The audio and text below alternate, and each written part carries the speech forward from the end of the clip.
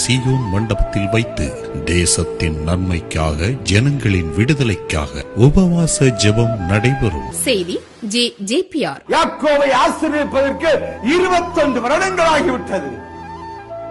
நாம தேவ சமூகத்தில் 21 நாட்களை காத்திருக்க தயாரில்லை. உத்தமத்தோடு வாழும் நிறைக்கும் கர்த்தர் உங்களை படம் விடுவேன் என்று மீண்டும் மறுபடியும் சொல்லு. இயேசுவின் அதிசய விடுதலை பெற யாவரும் இக்கூட்டத்தில் கலந்து கொண்டு அதிசய விடுதலை பெற்று செல்லுங்கள். பிசாசு பிடித்தவர்களுக்காக விசேஷமாய் ஜெபிக்கப்படும்.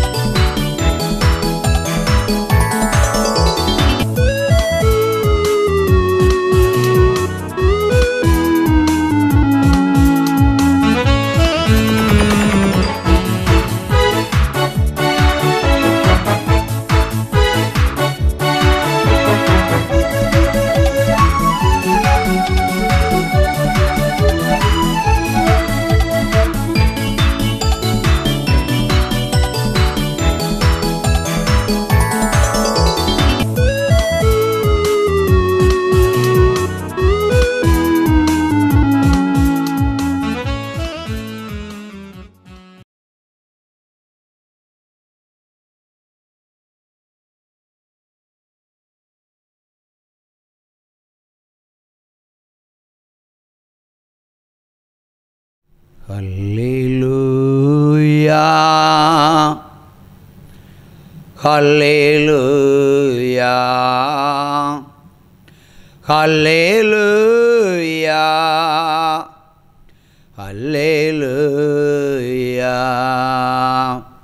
hallelujah, hallelujah, hallelujah, hallelujah, hallelujah, ஹல்லேலூயா. மருத்துவமனைகளில் வியாதிப்பட்டு படுத்து கிடக்கிற பிள்ளைகள் தேவனை நோக்கி கூப்பிட்டு மகாபரிய விடுதலையை அவர்கள் உணரும்படியான பாக்கியத்தை ஆண்டவரே இந்த நாளிலே நீங்கள் கொடுங்க தகப்பனே. அறிந்தும் அறியாமல் செய்திருக்கிற பாவங்களை நீர் உம்முடைய சித்தத்தின்படி உம்முடைய திட்டத்தின்படி தண்டனையிலிருந்து தப்புவித்து மன்னிப்பை கொடுத்து புது ஜீவனை கொடுத்து காக்கும்படியாய் பாதம் பணிந்து செபிக்கிறேன் ஐயா. மகாபரிய கொள்ளை வியாதிகளால் அவதிப்படுகிற உம்முடைய ஜனங்கள் இனி வெட்கப்பட்டு போகாதபடிக்கு மனம் திருந்துகிற பிள்ளைகளுக்கு இந்த ஆச்சரியமான அதிசயத்தை நீங்கள் செய்து முடிக்கும்படியாக ஜெபிக்கிறேன் ஐயா. உம்மால் ஆகாத காரியம் ஒன்றுமில்லை, என் தேவனால் கூடாத காரியம் ஒன்றுமில்லை என்பதனை வெளிப்படுத்துங்க தகப்பனே. தேசம் மதுரம், நிலநடுக்கங்கள் உண்டாகும், ஜலப்பிரளயங்கள் உண்டாகும், கொள்ளை நோய்கள் வந்துவிடும். கர்த்தர் பலத்த காரியத்தை செய்து உம்முடைய பிள்ளைகளை நீர் காக்கும்படியாக ஜெபிக்கிறேன் ஐயா. பொய்யான ஞானஸ்தானம், பொய்யான ரட்சிப்பு, பொய்யான ஊழியங்கள் தேசத்தில் இராதபடிக்கு அறுப்புண்டு போவதாக. பிள்ளைகளை வஞ்சிக்கிற அசுத்தாவிகளை நீரே நிர்மூலமாக்கி போகும்படியாக ஜெபிக்கிறேன் ஐயா. ஆண்டவரே, ஒருவர் மோசம் போகாதபடிக்கு எச்சரிக்கையாக இருங்கள் என்று சொன்னீர் ஐயா. பொல்லாத ஆவிகளால் வஞ்சிக்கப்படாதபடி, கர்த்தாக்களின் ஆவிகளால் வஞ்சிக்காதபடிக்கு அப்பா ஸ்தோத்திரம். விக்கிரகத்தின் ஆவிகளால் வஞ்சிக்காதபடிக்கு ஆண்டவரே நீர் காத்துருளும் தகப்பனே. உம்முடைய ஞானம் இந்த பிள்ளைகளுக்கு உண்டாகட்டும். எது ரைட் எது ராங் என்று கண்டுபிடிக்கக்கூடிய மெய்யான ஞானத்தை ஊற்றுமையா. ஆண்டவரே, இந்த நாளிலும் கூட எக்ஸாம் எழுதுகிற பிள்ளைகள் சந்திக்கப்படும்படியாக ஜெபிக்கிறேன் ஐயா. ஆண்டவரே, உம்முடைய கிருபையினால் எல்லாம் ஆகும். ஆண்டவரே, உம்முடைய பிள்ளைகள் மேல் உண்டாயிருக்கிற வழக்குகளெல்லாம் ஒரு நொடிப்பொழுது நிர்மலமாய் போகட்டும். சகல அதிகாரத்திற்கும் சகல அதிகார வர்க்கங்களுக்கும் நீர் தேவனாயிருக்கிறபடியினால் உம்முடைய பிள்ளைகளுக்கு நீதி வழங்க நீர் கிருபை செய்யும். ஆண்டவரே, கொள்ளையிட்டவர்களை கொண்டு வாரும், கொள்ளையிடுகிறவர்களை நீர் சந்தியும். ஆண்டவரே ஸ்தோத்திரம். அப்பா, நீதிமான் கடன் வாங்கினாலும் அவன் திரும்ப செலுத்துவான், துன்மார்க்கனோ திரும்ப செலுத்தாமல் இருக்கிறான் என்ற வேதவசனத்தின்படியாக நீர் இந்த தேசத்தில் இருக்கிற கடன்பட்ட கடன் பிள்ளைகளுக்கு நீர் நீதி செய்து முடிக்கும்படியாக ஜெபிக்கிறேன் ஐயா. பொய் வழக்குகளிலிருந்து உம்முடைய பிள்ளைகளுக்கு விடுதலை உண்டாகட்டும் தகப்பனே. தீய சக்தியின் கோர பிடிகளிலிருந்து பிள்ளைகளுக்கு விடுதலை உண்டாகட்டும் தகப்பனே. பொல்லாத ஊழியக்காரனிடமிருந்து பிள்ளைகள் விலகி இருக்கும்படியாக ஜெபிக்கிறேன் ஐயா. அதற்குரிய ஞானத்தை கொடுங்க தகப்பனே. இயேசுவால் கூடாத காரியம் ஒன்றுமில்லை. ஹல்லேலூயா. ஆவியான தகப்பனே, பொல்லாத வல்லமையுடைய பொல்லாத கிரியைகளுடைய பிசாசின் வல்லமையை தரித்து கர்த்தாக்களின் வல்லமையை தரித்து ஊழியம் செய்கிற பொல்லாத ஊழியக்காரர்களை நீர் இன்றைக்கே சந்திக்கும்படியாக ஜெபிக்கிறேன். அவர்கள் உணர்ந்து பேசினாலும் உணராமல் பேசினாலும் அவர்களுக்குள் இருக்கிற இந்த பொல்லாத வஞ்சிக்கிற ஆவிகளை நேரே நிர்மூலமாக்கி போடும்படியாக ஜெபிக்கிறேன் ஐயா. உம்மால் கூடாத காரியம் ஒன்றுமில்லை அப்பா. உச்சந்தலை தீமைகள் தலைவலிகள் பிள்ளைகளை விட்டு விலகி போகட்டும். தீராத கழுத்து வலிகள் விலகி போகட்டும். தீராத முதுகு வலிகள் விலகி போகட்டும். தீராத இடுப்பு வலிகள் இன்றைக்கே விலகி போகட்டும். பேக் பெயின் முற்றிலுமாய் மறையட்டும். தொடை வலிகள், நரம்பு சுளுக்குகள், முழங்கால் வலிகள் எல்லாவற்றையும் இயேசுவின் நாமத்தில் எடுத்து போடுகிறேன். பொய் பேசுகிற நாவுகளை சந்தியும். பொய் பேசாதபடிக்கு உம்முடைய பிள்ளைகள் வாழத்தக்கதான பாக்கியத்தை நீங்கள் கொடுங்க தகப்பனே. கடன் நிமித்தம் பொய் சொல்லி மனதுருகி நிற்கிற அந்த பிள்ளைகளை நீர் சந்தித்து கடனடைக்க கிருபை செய்யும் தகப்பனே. எல்லாவற்றிலும் ஊழியங்களுக்கு விரோதமாய் மெய்யான ஊழியங்களுக்கு விரோதமாய் எழும்புகிற பொய்யான ஊழியங்களை வேறறுத்து போடும் தகப்பனே.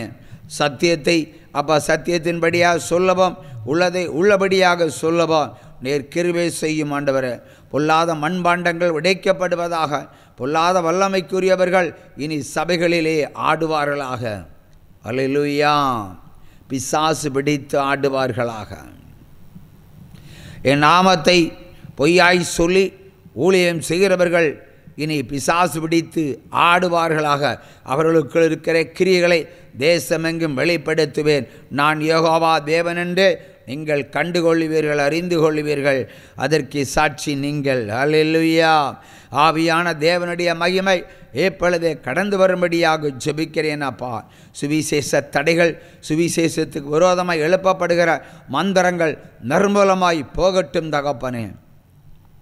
குடிவரி பிடித்தவர்கள் ஆண்டவரை குடிவரியிலிருந்து விலகி வரும்படியாக ஜெபிக்கிறேன் அப்பா. ஆண்டவரை குடிப்பதை நிறுத்த முடியவில்லை, புகைப்பதை நிறுத்த முடியவில்லை என்று பாடுகளோடு இருக்கிற அந்த பிள்ளைகளை நீர் சந்திக்கும்படியாக ஜெபிக்கிறேன். பொருத்தனை செலுத்தி உம்முடைய சமூகத்தில் ஆண்டவரை நோக்கி கூப்பிடுகிறார். உம்முடைய பிள்ளைகளிடத்தில் இருக்கிற குடி வெறி சாத்தானை நிர்மூலமாக்கி போடுகிறேன். அவர்களை ஆட்கொண்டு நடத்துகிற எல்லா விதமான அசுத்தாவிகளையும் இயேசுவின் நாமத்தில் பிடித்து கட்டுகிறேன். கர்த்தாவை ஸ்தோத்திரம் ஆண்டவரே. பொல்லாத ஊழியங்கள், பொல்லாத ஊழியக்காரர்கள், பொல்லாத விக்கிரகத்தின் ஆவிகள், சுயவிருப்பத்தின் கிரியைகள் எல்லாவற்றையும் நிர்மூலமாக்கி மீதியுள்ள உண்மையுள்ளவர்களை நீர் இந்த தேசத்தில் உயர்த்தும்படியாக செபிக்கிறேன் அப்பா. விசுவாசிகளாய் இருந்தாலும் ஊழியக்காரர்களாய் இருந்தாலும் என்னுடைய ஆசீர்வாதம் அவர்களுக்கு உண்டு. அதை மற்றவர்கள் எடுத்து போட முடியாது என்று கர்த்தராகிய தேவன் உரைக்கிறார். சுவிசேஷங்களுக்கு, தீர்க்க தரிசனங்களுக்கு விரோதமாய் பேசுகிற பொல்லாத நாவுடைய அந்தி கிறிஸ்துக்களுடைய ஆவிகளை நான் தரித்து போடுகிறேன். தேசத்திற்கு அடையாளம் காட்டுகிறேன். இச்சையுடைய ஊழியக்காரர்களுடைய கரங்களை கர்த்தர் முறிக்கிறேன். இச்சையுடைய பொல்லாத விசுவாசிகளை கர்த்தர் நொறுக்குகிறேன். முறித்தலும் நொறுக்குதலும், முறித்தலும் நொறுக்குதலும், முறித்தலும் நொறுக்குதலும் தேசத்தில் உண்டாயிருக்க கடவுது. கர்த்தர் சாபங்களை, பாவங்களை உடைக்கிற தேவன். என்னை நோக்கி கூப்பிடுவாயானால், நீ மெய்யாய் என்னை நோக்கி கூப்பிடுவாயானால், இதோ உன் சமீபமாய் வந்து நான் பற்பல அற்புதங்களை உனக்கு செய்வேன். எல்லா இக்கட்டிலிருந்தும் உன்னை விடுதலை தந்து நான் தூக்கி எடுத்து ஆசீர்வதிப்பேன் என்று கர்த்தராகிய தேவன் உரைக்கிறார். அல்லேலூயா. ஆட்சி மாற்றங்கள் உண்டாகும், அரசு இயந்திரங்கள் முடங்கி போகும், பொல்லாத வல்லமைகள் வெளிப்படும், தேசத்தில் பயங்கரங்கள் தோன்றும், தேசத்தில் மகாபரிய துக்கம் உண்டாகும், தேசத்தில் மகாபரிய அழிவுகள் உண்டாகும். அது தொடரும், நிற்காது. இமயமலை சரியும், மலை குன்றுகள் பெயர்ந்து போகும், பாதாளங்கள் திறக்கும், சமுத்திரங்களும் தரவுண்டு போகும், சமுத்திரம் கரைக்கு வரும். இதுவே கர்த்தருடைய அடையாளம், வருகையின் அடையாளம். அல்லேலூயா. சிங்கக்கேபியோ சூளை நெருப்போ அவர் என்னை காத்திடுவார். சிங்கக்கேபியோ சூளை நெருப்போ அவர் என்னை காத்திடுவார். அவரே என்னை காண்பவர், அவரே என்னை காப்பவர். சிங்கக்கேவியோ சூளை நெருப்போ அவர் என்னை காத்திடுவார். அல்லேலூயா, அல்லேலூயா. அவர் என்னை நடத்திடுவார். அல்லேலூயா, அல்லேலூயா. அவர் நம்மை உயர்த்திடுவார். அல்லேலூயா, அல்லேலூயா. அதிசயம் செய்திடுவார். சிங்கக்கேபியோ சூளை நெருப்போ அவர் என்னை காத்திடுவார். ஆமென். அல்லேலூயா. இன்று வாசிப்பதற்கு எடுத்துக்கொள்ளப்படுகிற வேதவசனம் 1 யோவான் 5ஆம் அதிகாரம் 16வது வசனம். அல்லேலூயா. மரணத்திற்கு ஏது அல்லாத பாவத்தை தன் சகோதரன் செய்ய ஒருவன் கண்டால் அவன் வேண்டுதல் செய்ய கடவான். அல்லேலூயா, அல்லேலூயா. மரணத்திற்கு ஏது அல்லாத தன் சகோதரன் ஒரு பாவம் செய்ய தீர்மானித்தால் அவனுக்காக வேண்டுதல் செய்யப்பட கடவன். அல்லேலூயா. மரணத்துக்கு ஏதுவல்லாத பாவத்தை செய்தவர்களுக்கே மரணத்துக்கு ஏதுவான பாவம் உண்டு. அதை குறித்து வேண்டுதல் செய்ய நான் ஒருபோதும் சொல்லேன். இப்போ பாவங்களில் 2 இருக்கிறது. ஒன்று மரணத்திற்கு ஏதுவான பாவம், ஒன்று மரணத்திற்கு ஏது அல்லாத பாவம். இந்த மரணத்திற்கு ஏது அல்லாத பாவத்தை ஒருவன் செய்ய தீர்மானித்தால் தேவனாகிய கர்த்தர் உங்களுடைய வேண்டுதல் ஜெபத்தை ஒருவேளை கேட்டருளுவார்.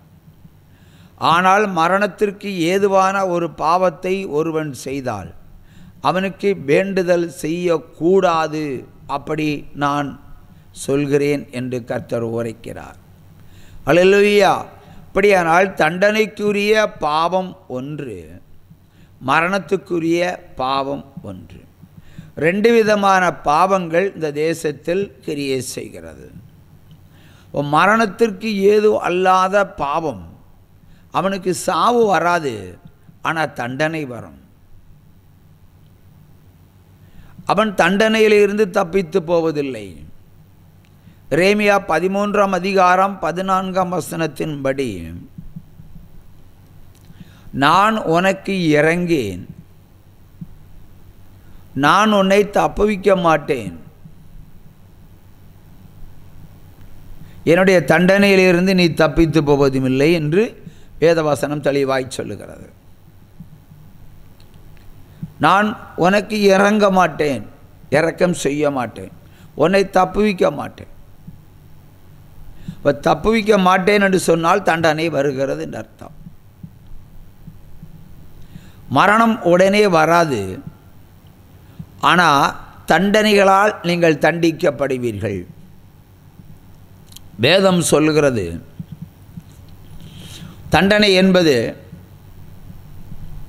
ஒரு குஷ்டம் ஒரு தண்டனை, குஷ்டரோகம், மூலவியாதி ஒரு தண்டனை, சுகர் வியாதி ஒரு தண்டனை, இளைப்பு வியாதி ஒரு தண்டனை, முழங்கால் வலி ஒரு தண்டனை, பாத எரிச்சல் ஒரு தண்டனை, இரத்தப்போக்கு ஒரு தண்டனை, இருதய வியாதி ஒரு தண்டனை. இப்படி அநேக தண்டனைகள் வேதத்தில் இருக்கிறது. இப்போ இந்த தண்டனைகள் உங்களுக்கு சரீரங்களில் இருக்குமானால் உங்களுடைய பாவங்கள் இன்று வரைக்கும் நீங்கள் மன்னிப்பை பெற்றுக்கொள்ளவில்லை என்பதுதான் அதனுடைய மெய்யான பொருள். அப்படியானால் மரணம் உடனே கிடைக்காது, ஆனால் மரணத்துக்கு ஏதுவான தண்டனைகள் உங்களுக்கு கிடைக்கும். எதை காட்டுகிறேன் என்று சொன்னால், நீங்கள் பாவம் செய்திருந்தால் மன்னிப்பை பெற்றாக வேண்டும். நீங்கள் பாவம் செய்திருந்தால் பாவ நிவாரண பலி செலுத்தி ஆக வேண்டும். இந்த வஞ்சிக்கிற ஊழியக்காரர்களுடைய ஆலோசனையின்படி நீங்கள் நடப்பீர்களானால் நிச்சயமாக பரலோக ராஜ்யத்தில் நீங்கள் பிரவேசிக்க முடியாது, நரகத்தில் கட்டாயம் பிரவேசிக்கலாம். கர்த்தருடைய சொல் கேளாதவன் எவனோ அவனை வேரோட பிடுங்கி எரிந்து அழிப்பேன் என்று தான் எரேமியா தீர்க்கதரிசி உரைக்கிறார். ஆகவே சத்தியத்தை கேட்டு மனந்திருந்துங்கள். சத்தியமல்லாதவைகளை கேட்டு மனந்திருந்தது போல் நடித்து நீங்கள் நரகத்தில் பிரவேசிப்பது தேவையா என்று நான் உங்களுக்கு கேட்கிறேன். எது சத்தியம்? உங்களுக்கு பகுத்தறிவு இருக்கிறது, சிந்தித்து பாருங்கள். எவ்வளோ கொடிய விபச்சாரங்களை செய்திருக்கிறோம், அதை கல்வாரி இரத்தத்தால் அவர் உங்கள் பாவங்களை கழுவினார் என்று இந்த வகையான டூப்ளிகேட் ஊழியக்காரர்கள் உங்களுக்கு பிரசங்கம் பண்ணுகிறார்களே, மன்னிப்பை அவர்கள் பெற்று தந்ததாக சொல்லுகிறார்களே, நீ ஞானஸ்தானம் எடுத்தால் உன்னுடைய பாவம் மன்னிக்கப்பட்டிருக்கிறது, உனக்கு புதிய ரட்சிப்பு கிடைத்திருக்கிறது என்று சொல்லுகிறார்களே, எந்த வகையில் இது நியாயம்? எவ்வளோ பெரிய பாவத்தை ஒரே வார்த்தையில் உன் பாவங்களை கர்த்தர் மன்னித்தார் என்று சொன்னால் எரேமியா 13:14 என்ற பொய்யாகவா இருக்கிறது? வெளிப்பாடு 2ஆம் அதிகாரம் 21, 22, 23 பொய்யாகவா சொல்லுகிறது? அவர் என்ன சொல்கிறார்? மனம் திருந்துவதற்கு அநேக முறை உனக்கு தவணைகள் கொடுத்தேன், ஆனாலும் மனம் திருந்த உனக்கு மனமில்லை. ஆகவே உன்னை கட்டில் கிடையாக்கி உன்னையும் கொல்லுவேன், உன் பிள்ளைகளையும் கொல்லுவேன் என்று வெளிப்பாடு சொல்லுகிறது. இந்த வசனத்திற்கு இந்த டூப்ளிகேட் ஊழியக்காரர்கள் ஏன் செவி கொடுப்பதில்லை? இந்த வசனத்துக்கு ஒரு விளக்கத்தை அவர்களால் கொடுக்க முடியுமா? முடியாது. அவர்கள் எப்பொழுதும் சொல்லுகிற ஒரு பாட்டு, கல்வாரி சிலுவையில் உன் பாவங்கள் மன்னிக்கப்பட்டன, ஆகவே நீ எத்தனை முறை விபச்சாரம் செய்தால் அவர் மன்னித்து விடுவார். அவர் என்ன விபச்சாரத்திற்கு லைசன்ஸ் கொடுக்க வந்தாரா? வெள்ளை சட்டை போட்டால் ஒன்றும் பரலோகத்துக்கு போக முடியாது. மீசை எடுத்தால் ஒன்றும் பரலோகத்துக்கு போக முடியாது. காலரை கட் பண்ணாலும் பரலோகத்துக்கு போக முடியாது. நீ 24 மணி நேரம் அல்லேலியா சொன்னாலும் பரலோகத்துக்கு போக முடியாது. கர்த்தாவே கர்த்தாவே என்று என்னை நோக்கி கூப்பிட்டாலும் நீ அந்தி கிறிஸ்துக்கு தான் சேவகம் செய்வாயே தவிர பரிசுத்த தேவனுக்கு அல்ல. வேலை செய்யாமல் சாப்பிடுவதை பாவம் என்று வேதம் சொல்லுகிறது. ஆனால் நீங்கள் அதை செய்வதில்லை. நன்மை செய்யாமல் போனால் அது பாவம் என்று சொல்லுகிறது. நீங்கள் இந்த வசனத்துக்கு செவி கொடுப்பதில்லை. பொய்யான அபிஷேகம் உங்களுக்குள்ள சர்ப்பமாய் வந்து ஆடுகிறது. சபைகளிலே அந்நிய பாஷை பேசக்கூடாது என்று 1 கொரிந்தியர் தெளிவாய் சொல்கிறது 14ஆம் அதிகாரத்தில். ஆனால் மைக்கிலே நீங்கள் அந்நிய பாஷையை பேசுகிறீர்கள். அப்படியானால் யூ ஆர் த டூப்ளிகேட்ஸ்.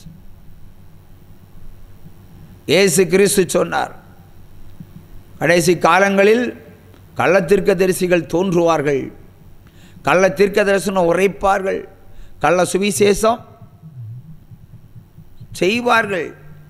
ஆனால் உங்களுக்கு விடுதலையும் இல்லை, பரலோகமும் இல்லை.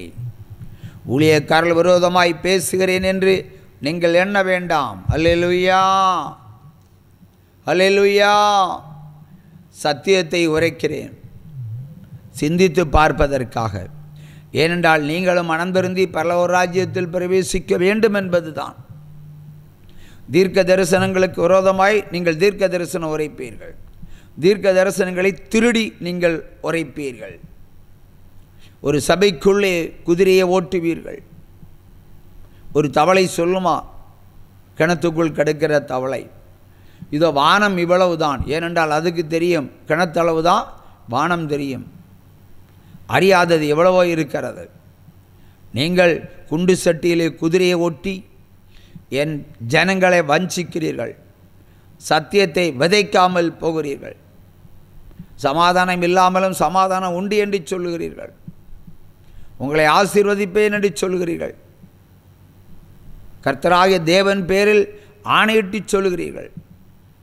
சுய பெருமைகளுக்காக சுவிசேஷம் அறிவித்து காணிக்கைகளை கொள்ளையிடுகிறீர்கள். எந்த வசனத்திற்கு நீங்கள் கீழ்ப்படுகிறீர்கள், எந்த காரியத்திற்கு நீங்கள் செயல்படுகிறீர்கள் என்று கர்த்தராகிய தேவன் அறிந்து கொள்ளுகிறார். ஆகவே போலியான மன்னிப்பை பெற்று போலியான ரட்சிப்பை பெற்று வாழ்கிற உங்களுக்கு ஐயோ என்று தான் கர்த்தராகிய தேவன் உரைக்கிறார். ஞானஸ்தானம் எடுத்தால் உன் பிணி தீரும் என்று சொல்லுகிறார்கள், ஞானஸ்தானம் எடுத்தால் திருமணம் நடக்கும் என்று சொல்லுகிறார்கள், ஞானஸ்தானம் எடுத்தால் உன்னை ஆசீர்வதிப்பார் என்று சொல்லுகிறார்கள். மூன்றும் பொய்யே. நீ மனம் திருந்தினால் மட்டுமே ஞானஸ்தானம் எடுக்க வேண்டும். நீ மனம் திருந்தாமல் ஞானஸ்தானம் எடுத்தால் அது உனக்கு தீமையை வருஷிக்கும். போலியான ரட்சிப்பு பெயரை மாற்றி விடுவார்கள், ஆனால் உன்னை மாற்ற மாட்டார்கள், உன்னுடைய சுபாவத்தை மாற்ற மாட்டார்கள். நீயும் எஸ்தர் என்று வேற வைத்துக்கொண்டு, நீ யாக்கோபு என்று வேற வைத்துக்கொண்டு, நீ ரூத் என்று வேற வைத்துக்கொண்டு நீயும் அடுக்கலையிலே சமையல் தான் பண்ணி கொண்டு இருப்பாய். 24 மணி நேரம் உபவாசித்து நீ அழலாம், தேவனுக்கு பிரியமில்லாத செயலை நீ செய்யலாம். உபவாசித்து அழுவதற்கே விசுவாசிகளுக்கு அதிகாரம் இல்லை. பேயை ஓட்டுவதற்கும் பிசாசை ஓட்டுவதற்கும் தேவனாகிய கர்த்தர் ஊழியக்காரர்களை, மெய்யான ஊழியக்காரர்களை நியமித்திருக்கிறார். நீங்கள் உபவாசித்து நீங்கள் எதை சாதிக்க முடியும்? நீங்கள் உபவாசித்து எதை பெற்றுக்கொள்ள முடியும்? அப்படியானால் உபவாசித்து உங்கள் கடன்களை அடைத்து பாருங்கள். நீங்கள் உபவாசி உங்கள் வியாதிகளை போக்கி பாருங்கள். கூடாத காரியம். நீ திருந்து, அதுவே முக்கியம். நீ மனந்திருந்து, அதுவே முக்கியம். நீ பிரமாணத்தை கைக்கொள்ளு, அதுவே முக்கியம். நீ விடுதலை பெறு, அதுவே முக்கியம். மெய்யான ரட்சிப்பை நீ ருசித்து பாரு. நீ தேவனிடத்தில் எதையாகிலும் கேட்டுக்கொண்டால், அது உனக்கு கூடாமல் போனால் உன் விசுவாசம் உனக்கு தள்ளாடும். தேவன் ஒரு காரியத்தை நோக்கி நீங்கள் முறையிட்டு அதிலிருந்து பதிலை பெற நீங்கள் தீர்மானிக்கலாம். ஒருவேளை அவர் பதில் தருவதற்கு தாமதமாகலாம், அற்புதம் செய்வதற்கு தாமதமாகலாம். உன்னுடைய விசுவாசம் எப்படி இருக்கும்? தள்ளாடும், நடனமாடும், டிஸ்கோ ஆடும். இந்த கர்த்தர் ஒன்றுமே செய்யலையே, இந்த கர்த்தர் ஒன்றுமே செய்யலையே, இந்த கர்த்தர் ஒன்றுமே செய்யலை என்று நீங்கள் புலம்பிக் கொண்டிருப்பீர்கள். புலம்பல் எங்கே இருக்கிறதோ அங்கே விசுவாசம் இல்லை. அவர் கொடுத்தாலும் கொடுக்காவிட்டாலும் கர்த்தராகிய தேவன் அவர் விருப்பப்படியாக செய்யட்டும் என்று செத்தா கூட அவருக்கு விரோதமாய் ஒரு சொட்டு கண்ணீரை கூட விதைக்காமல் முழு நம்பிக்கையோடு காத்திருக்க வேண்டும். அவர் விருப்பமானதை விருப்பமான நேரத்தில் செய்வார். I don't care. இன்றைக்கி அடுக்கடுக்கான விண்ணப்பங்கள். காலையில் ஒரு விண்ணப்பம், மத்தியானம் ஒரு விண்ணப்பம், சாயங்காலம் இன்னொரு விண்ணப்பம். விண்ணப்பித்த விண்ணப்பங்களையே 24 மணி நேரமும் ஜெபம் ஏறெடுத்து கொண்டிருக்கிறீர்கள் என்று சொன்னால் அவருடைய காது என்ன செவிடா? அவருடைய கண்கள் என்ன பார்வை இல்லாததா? திரும்ப திரும்ப திரும்ப திரும்ப திரும்ப திரும்ப அது அவரிடத்தில் ஞாபகப்படுத்துகிற அளவிற்கு அவர் மறந்து போகிற தேவனா? ஒரு முறை சொன்னாலே போதும். கர்த்தரை சொல்கிறார். கர்த்தர் ஒரு காரியத்தை ஒரு விசை மாத்திரம்தான் சொல்லுவார், மறுவிசை சொல்லி திருத்துகிற தேவன் அல்ல. யோபு 33:14 அவரே ஒரு முறை தான் சொல்லுவார், திருந்துன்னு சொல்லுவார். அப்போ திருந்தி விட வேண்டும். உன் பாவத்தை ஒரு முறை எச்சரிப்பார். நீ மாறிவிட வேண்டும். பாவத்தை விடுவதற்கு என்ன வழி என்று தேட வேண்டும். நீ உபவாசித்தால் கரைந்து போகிற விபச்சார பாவம் அவ்வளவு சிறிதாக இருக்கிறது, கொட்டி கிடக்கிறது, மடியில் கொட்டி கிடக்கிறது. உன் சரீரத்தை முகர்ந்து பார், பாவ வாசனை ஏறெடுக்கும். உன் புருஷனை நினைத்து பார், நீ செய்த துரோகம் உனக்கு ஞாபகத்துக்கு வரும். கட்டின மனைவியை யோசித்து பார், நீ செய்த விபச்சாரம் உன்னை கழுத்தறுக்கும். அல்லேலூயா! எவ்வளவு கொடிய பாவங்களை செய்திருக்கும். அதை குறித்து உணராமல் வேசித்தனம் பண்ணிவிட்டு கர்த்தர் என்னை மன்னித்தார் என்று சொல்லி நடந்தால் யூ ஆர் தான் தி கிறிஸ்து. நீ தேவனுடைய பிள்ளை அல்ல. தேவனுடைய பிள்ளை தேவனுடைய வார்த்தைக்கு செவி கொடுப்பான். இங்கே ஆண்டவர் என்ன சொல்கிறார்? மரணத்துக்கு ஏதுவான பாவங்களை செய்கிறவர்களுக்கு விண்ணப்பம் பண்ண வேண்டாம் என்று தான் சொல்லப்படுகிறது. அவன் சாக வேண்டியவன். யூதாசை பாருங்கள், காட்டி கொடுத்து பாவம் செய்தான். அவன் மரணத்துக்கு எதுவான பாவத்தை செய்தான். ஆகவே அவனை தேவன் மன்னிக்கவில்லை, தண்டித்தார், கொன்றார். ஆனால் மனம் திருந்தி அழுதான், கதறினான், வேண்டுதல் செய்தான், 30 வெள்ளிக்காசையும் தூக்கி போட்டான். ஆனாலும் அவனுடைய இருதயம் மரணத்துக்கு எதுவாக ஓடியது. தற்கொலை செய்து நாண்டு கொண்டான். தற்கொலை செய்து மட்டுமல்லாமல் அருந்து கீழே விழுந்து மரக்கிளை வயரை கிழித்து குடல் சரிந்து செத்தான். 2 தண்டனை கொடுத்திருக்கிறார்.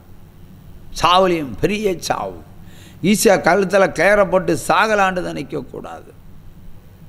அல்லேலூயா! 2 தண்டனையை யூதாசுக்கு நிரப்பினார், கொடுத்தார். இயேசுவே சொன்னார், அவனை பார்த்து, நீ பிறவாமல் இருந்தால் நலமாயிருக்கும். அன்றைக்கு அவர் தீர்ப்பு எழுதிவிட்டார். கொடியவனே, உன்னை கொன்று ஓடுவேன், என்னையா காட்டிக் கொடுக்கிறாய்? ஆகவே நீ பரவாமல் நலமாயிருக்கும் என்று சொன்னார். அதன்படியே தீர்ப்பு. ஆகவே இன்று பாவம் செய்கிறவர்களை பார்த்து கர்த்தர் சொல்கிறார், நீங்கள் பிறவாமல் இருந்த நலமாயிருக்கும். தாய் விபச்சாரம், தகப்பன் விபச்சாரம், பிள்ளைகள் என்ன செய்யும்? அதைத்தானே செய்யும். சரி, சூழ்நிலை நிமித்தம் பிசாசினுடைய தூண்டுதல் நிமித்தம் நீங்கள் பாவம் செய்திருக்கிறீர்கள் என்று எடுத்துக்கொள்ளுவோம். என்ன பரிகாரம் செலுத்தி இருக்கிறீர்கள்? வேதம் சொல்லுகிறதல்லவா, பாவத்துக்கு தக்கதான பரிகாரம் இருக்கிறதல்லவா. லேவியர் ஆகமம் 19:22 எத்தனை முறை உங்களுக்கு உரைப்பது? எபிரேயர் 5:1 எத்தனை முறை உங்களுக்கு உரைப்பது? யாத்ராமம் 30:15-16 எத்தனை முறை உரைப்பது? ஒருவருடைய இந்த வசனங்களுக்கு செவி கொடுத்து கீழ்ப்படிவதில்லையே. நீங்களும் சொல்லுவீர்கள், இந்த ஊழியக்காரன், அதாவது என்னை, இவன் கள்ள ஊழியக்காரன், அவர்களெல்லாம் நல்லவர்கள். அவை பாவத்துக்கு பவுடர் போட்டால் உங்களுக்கு அவன் நல்லவன், நான் கெட்டவன். யார் தேசத்தில் கடைசியாக ஊழியம் செய்கிறது என்று நீங்கள் போக போக தெரிந்து கொள்வீர்கள். இந்த ஊழியத்துக்கே கட்டுகிறார்கள் மந்திரம், ஊழியக்காரர்களே கட்டுகிறார்கள். பெயர் பட்டியல் என்னால் போட முடியும். நீ மந்திரவாதிக்கு முன்னாடி இருக்கும்போதே கர்த்தர் இங்கே எனக்கு வெளிப்படுத்துகிறார். அநேகருக்கு தெரியும். சில அடையாளங்களை உங்கள் சரீரத்திலே நான் கேட்பேன், உங்களை பார்க்காமலே கேட்பேன்.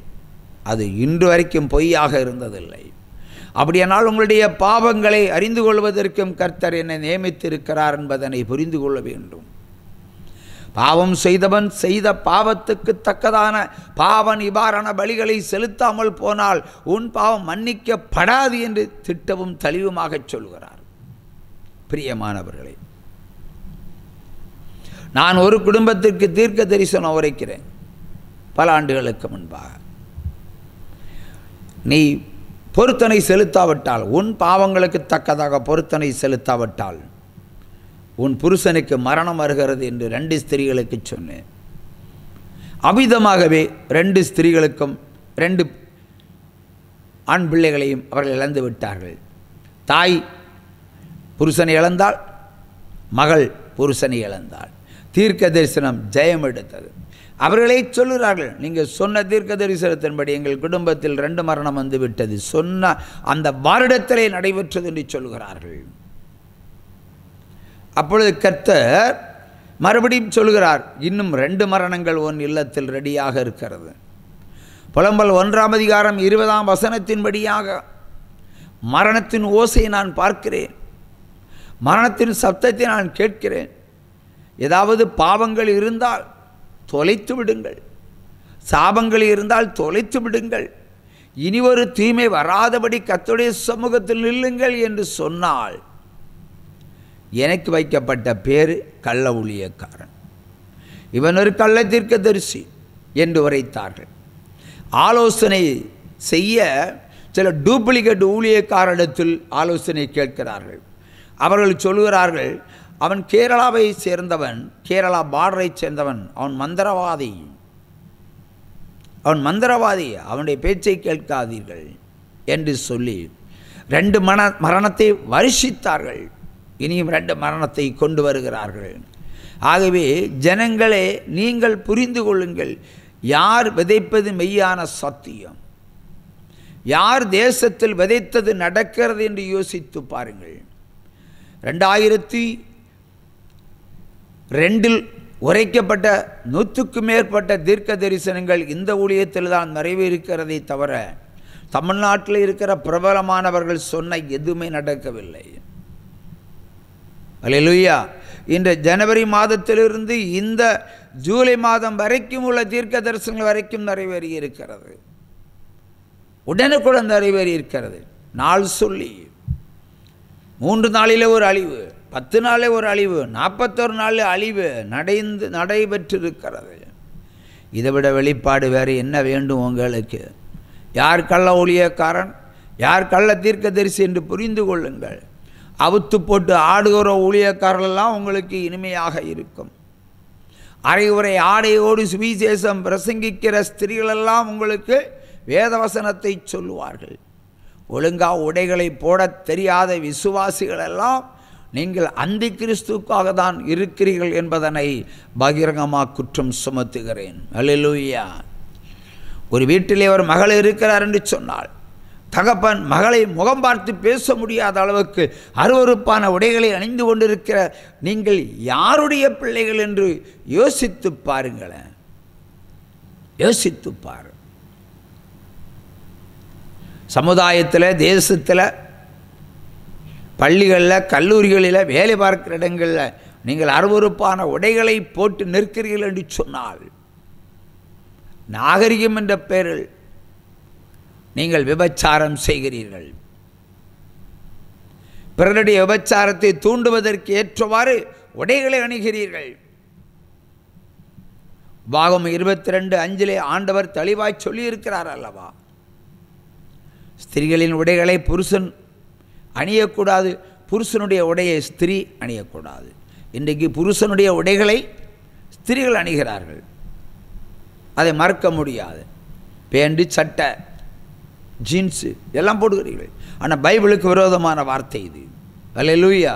புருஷனுடைய உடைகளை ஸ்திரீகள் அணியக்கூடாது. இப்போ இன்றைக்கு ஒரு ஸ்திரீனுடைய உடையை நான் போட்டு சுவிசேஷம் சொன்னால் நீங்கள் ஏற்றுக்கொள்வீர்களோ? ஸ்திரீகள் அணிகிற ஒரு சேலையை நான் கட்டிக்கிட்டு சுவிசேஷம் அறிவித்தால் நீங்கள் ஏற்றுக்கொள்வீர்களோ? அருவருக்க மாட்டீர்கள். ஆகவே சபைகளில் பிரவேசிக்கும் போதெல்லாம், நீங்கள் வேலை ஸ்தலங்களுக்கு பிரவேசிக்கும் போதெல்லாம்,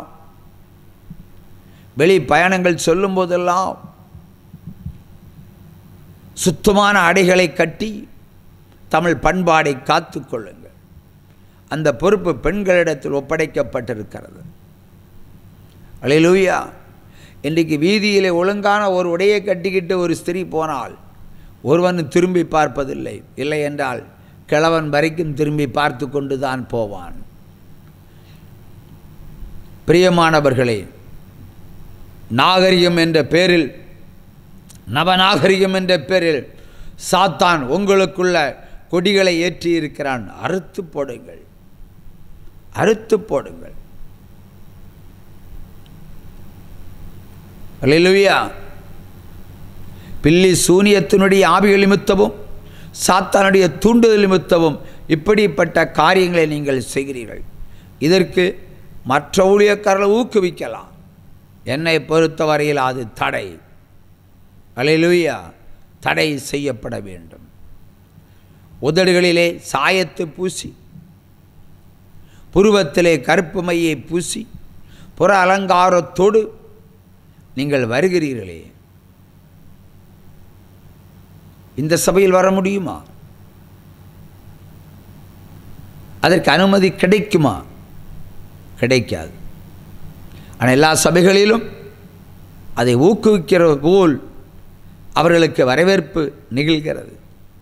இப்படிப்பட்ட அலங்கார ஸ்திரீகள் சபையில் இருக்குமானால் அவருடைய முகத்தை பார்த்து மட்டும்தான் ஊழியக்காரன் ஊழியம் செய்வான். பார்ப்பதிலே அவனுக்கு ஒரு சுகம், பார்ப்பதிலே பெருமகிழ்ச்சி, பார்ப்பதிலே ஒரு இச்சை. இச்சையோடு நின்று சுவிசேஷம் அறிவித்து பெருமையை தேடிக்கொள்கிறார்கள். இப்படிப்பட்டவருடைய துர் ஆலோசனைகளுக்கு விலகி இருங்கள் என்று கர்த்தராகிய தேவன் உரைக்கிறார். ஆகவே மரணத்திற்கு ஏதுவான வழிகளை நீங்கள் தேடாதிருப்பீர்களாக. மரணத்துக்கு ஏதுவான தண்டனைகளை நீங்கள் பெற்றுக்கொள்ளாதிருப்பீர்களாக. நான் கேட்கிறேன், ஒரு சுகர் வியாதியை உலக மருத்துவமனைகளால் குணமாக்க முடியுமா? ஒரு இளைப்பு வியாதியை குணமாக்க முடியுமா? ஒரு முழங்கால் வலியை குணமாக்க முடியுமா? இடுப்பு வலியை குணமாக்க முடியுமா? இரத்தப்போக்கை நிறுத்த முடியுமா? யூட்ரஸ் தானே பிடுங்கி எறிகிறீங்க. அது இருந்தால் இன்னும் இரத்தப்போக்கு வரும், அதனால் தூக்கிடுவோம். டாக்டருக்கு பில்லு. உன் உடம்பில் இப்போ யூட்ரஸ் இல்லை. தேவன் தந்த அருமையான ஒரு பாற்று, ஒரு உயிர். அதை அறுத்து எடுத்து எரிகிறீர்கள். ஏன்? ஜெபித்தால் இரத்தப்போக்கு நிற்காதோ? 12 வருஷமாய் இரத்தப்போக்கில் அவதிப்பட்ட ஒரு ஸ்திரீ இயேசு கிறிஸ்துனுடைய தொங்கலுடைய நுனியை தொட்டு சொஸ்தமானாளே. அவள் யூட்ரஸை ரிமூவ் செய்தாள். ஒரு வியாதி நீங்கி பிழைக்க முடியாவிட்டால் பொருத்தனை செலுத்தி தேவனை நோக்கி கூப்பிடுங்க. இதுதான் உண்மையான வழி. ஜப விண்ணப்பம், கண்ணீர் ஜபம், ஆராதனை ஜபம், உபவாச ஜபம் பொருத்தனை தருவேன் என்று சொல்கிற ஜெபம், பொருத்தனை நிறைவேற்றி ஜெபிக்கிற ஜெபம், இதான் கடைசி கால ஜெபம். அதுவே ஜீவ ஒளி செய்து கொண்டிருக்கிறது. சங்கீதம் 50:14-15 என்ன சொல்கிறது? ஸ்தோத்திர பலியிட்டு உன்னதமானவருக்கு உன் பொருத்தனைகளை செலுத்தி ஆபத்து காலத்தில் என்னை நோக்கி கூப்பிடு, அப்பொழுது விடுவிப்பேன், நீ என்னை மகிமைப்படுத்துவாய். செலுத்தி கூப்பிடு. இந்த வசனத்துக்கு செவி கொடுக்கிற ஒரு விசுவாசி உன் இல்லத்தில் ஆபத்துகள் ஏற்படும் பொழுதெல்லாம் பொருத்தனையை கொடுத்து தேவனை நோக்கி பார் என்று சொல்லுகிறார். யார் கேட்பது? நீங்கள் சொல்வீர்கள், நீர் ஒரு அற்புதத்தை செய்யும், உமக்கு தான் பொருத்தனை நிறைவேற்றுவேன். நீர் ஒரு அற்புதத்தை செய்யும், உமக்கு நான் அதை செய்வேன் இதை செய்வேன். அந்தி கிறிஸ்துவாய் பேசிக்கொண்டு இராதே. வசனத்தினுடைய உள்நோக்கத்தை பாரு. பொருத்தனைகளை செலுத்தி என்னை நோக்கி கூப்பிடு, அப்பொழுதுதான் விடுவிப்பேன் என்று சொல்லுகிறார். யார் செய்கிறது? யார் பின்பற்றுவது? ஒரு திருமணம் இந்நாள் வரைக்கும் நடக்கல. ஒரு பொருத்தனை செலுத்தி தேவனை நோக்கி கூப்பிடலாம் இல்லையா? செய்ய மாட்டீங்க. ஒரு கேன்சர் வியாதி பொருத்தனை செலுத்தி தேவனை நோக்கி கூப்பிடலாம் இல்லையா? செய்ய மாட்டீங்க. ஒரு இளைப்பு வியாதி பொருத்தனை செலுத்தி தேவனை நோக்கி கூப்பிடலாம் இல்லையா? செய்ய மாட்டீங்க. ஒரு இரத்தப்போக்கு பொருத்தனை செலுத்தி நீங்கள் கூப்பிடுவீங்களா? இல்லை. நடக்க முடியல, பொருத்தனை செலுத்தி கூப்பிடுவீங்களா? இல்லை. பாத நோயால் தாக்கப்பட்டு படுத்த படுக்கையாக இருப்பீர்கள், ஒரு பொருத்தனை செலுத்தி எளிமை நடக்க விரும்புகிறீர்களா? நடக்காது, அது கூடாது. கேட்டால் எங்கிட்ட இல்லை. இப்படி தானே மறு உத்தரவு அருளி செய்கிறீர்கள். வேதம் சொல்லுகிறது பொருத்தனை என்பது ஒரு திட்டம், ஒரு சட்டம். அது யாத்திராகமம் 30:15-16 தெளிவாய் சொல்லுகிறது. உன் ஆத்துமா பாவ நிவாரண பலியாக கர்த்தருக்கு ஒரு காணிக்கை செலுத்தும்படி நீ ஐஸ்வர்யவான் ஆனாலும் அரசேக்கலுக்கு மிகாமலும் தரித்திரன் ஆனாலும் அரசேக்கலுக்கு குறையாமலும் ஒரு காணிக்கை பணத்தை எடுத்துக்கொண்டு ஆசாரியன் கையிலே கொடு, அதை தேவனுடைய திருப்பணிகளுக்கு அவன் பயன்படுத்துவான். இது இஸ்ரவேல் சந்ததிக்கு ஞாபக குறியாக இருக்கட்டும். இஸ்ரவேல் சந்ததி உனக்கும் எனக்கும் சேர்த்து சொல்லியிருக்கிறார். இந்த வசனம் அக்காலத்தோடு முடியவில்லை, இது தொடர வேண்டும் என்று ஆண்டவர் விரும்புகிறார். உன் ஆத்மா பரிசுத்தமாக வேண்டும். ஜென்ம பாவம் உன்னிடத்தில் கொட்டி கிடக்கிறது, ஜென்ம சாபம் உன்னிடத்தில் கொட்டி கிடக்கிறது. ஆகவே ஆசீர்வாதம் உன் வீட்டு பக்கம் திரும்பவில்லை. திரும்ப வேண்டுமானால் ஜென்ம பாவத்தை கழுவுவதற்கு நீ பொருத்தனை செலுத்த வேண்டும். ஜென்ம சாபத்தை கழுவுவதற்கு பொருத்தனை செலுத்த வேண்டும். நீ செய்த பாவங்களுக்கு தக்கதாக பொருத்தனை செலுத்த வேண்டும். நீ பரிசுத்தம் அடைவதற்கு பொருத்தனை செலுத்த வேண்டும். நீ தசமாகம் சரியாக செலுத்தி இருக்க வேண்டும். இல்லை என்றால் 5 பங்கு கூட்டி கொடுக்கப்பட வேண்டும். இப்படிப்பட்ட பிரமாணங்களை நீ பின்பற்றினால் நீ ஞானஸ்தானம் எடு. இல்லைன்னா ஞானஸ்தானம் எடுக்க போகாத. எல்லாவற்றுக்கும் மேலாக பொய் பேசாத, பொய் பேசாத. இந்த பிரமாணங்களை நீ உட்கொள்ளாவிட்டால் நீ இயேசு கிறிஸ்து பிள்ளையாயிருப்பது கூடாத காரியம், நடக்காத காரியம். நீ வேணும்னா அப்பா அப்பான்னு கூப்பிடலாம், நீ கண்ணீர் விட்டு அழலாம், ஆண்டவரே எனக்கு இறங்கும் என்று. ஆண்டவர் உன்னுடைய போலி கண்ணீரை கண்டொன்னும் மனது உருக மாட்டார். இருதயத்தின் ஆழத்திலிருந்து ஜெபம் வர வேண்டும். அது பதறாமல், அவிவிசுவாசம் இல்லாமல் விசுவாசத்தோடு கேட்டுப்பார். எதை வேண்டுமானாலும் கொடுத்து விடுவார், எதை வேண்டுமானாலும் கொடுத்து விடுவார். அல்லேலூயா. ஆகிய உன்னிடத்தில் அப்படிப்பட்ட விசுவாசம் இல்லை. பிரமாணங்களை உட்கொள்ளாத உங்களுக்கு இப்படிப்பட்ட விசுவாசம் உங்களுக்கு கிடைக்காமல் போகும். அல்லேலூயா. ஆகவே இப்படிப்பட்ட விசுவாசம் உனக்குள்ளே இருக்குமானால் தேவனாய கர்த்தர் உனக்கு அற்புதங்களை செய்வார். இல்லை என்றால் பஞ்சத்தையும் தரித்திரத்தையும் கொள்ளையையும் உபத்திரத்தையும் வெட்கத்தையும் அவமானத்தையும் நிந்தையும் ஜீவ கிரீடங்களாக உனக்கு தந்து விடுவார். எப்படி ஜெபித்தாலும் எந்த சபைக்கு போனாலும் உனக்கு விடுதலை கிடையாது, சமாதானமே கிடையாது. அல்லேலூயா. வசனங்களை பின்பற்றுங்கள். உன்னை திருத்திப்பார், நீ திருந்தி விடுவாய். உன்னுகிற குறையை நீ ஒத்துக்கொள்ளு, நீ திருந்தி விடுவாய். நீ பிரமாணத்தை பின்பற்று, கர்த்தர் வழிவாசலை திறப்பார். இல்லாவிட்டால் நீ எடுத்திருக்கிற ஞானஸ்தானம் செல்லவே செல்லாது. சிங்க கேபியோ சூளை நெருப்போ அவர் என்னை காத்திடுவார். சிங்கக்கேவியோ சூளை நெருப்போ அவர் என்னை காத்திடுவார். அவரே என்னை காண்பவர், அவரே என்னை காப்பவர். சிங்கக்கேவியோ சூளை நெருப்போ அவர் என்னை காத்திடுவார். ஹல்லேலூயா. வேதம் சொல்கிறது 1 யோவான் 5ஆம் அதிகாரம் 3வது வசனம், நாம் தேவனுடைய கற்பனைகளை கை கொள்வதே அவரிடத்தில் அன்பு கூறுவதாம். அவருடைய கற்பனைகளை நாம் பாராமல் இருக்கக்கூடாது. அவருடைய கற்பனைகளை பாரம் என்று எண்ணக்கூடாது. இல்லை என்றால் பாவம். தேவனுடைய கற்பனைகள்னா என்ன, அதை முதல்ல புரிந்து கொள்ளுங்கள். நீங்கள் நினைக்கிற 1000 ஸ்தோத்திர பலி செலுத்தினால் பரலோகத்துக்கு போகலாம், 41 நாள் உபவாசம் இருந்தால் பரலோகத்துக்கு போகலாம் என்ற கற்பனை விதைகளை அவர்கள் விதைத்து உங்களை வஞ்சித்து விட்டார்கள். 50 ஆண்டு காலம், 60 ஆண்டு காலம், 70 ஆண்டு காலங்களாக சுவிசேஷத்தை கேட்டு என்ன பிரயோஜனம்? உன்னால் பரலோகத்து போக முடியுமா?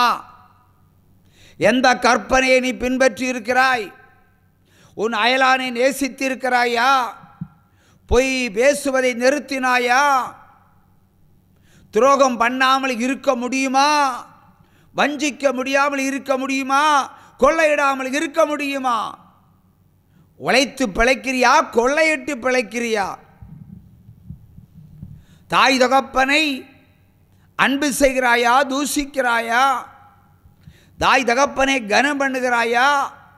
அரசு சட்டத்தை பின்பற்றுகிறாயா?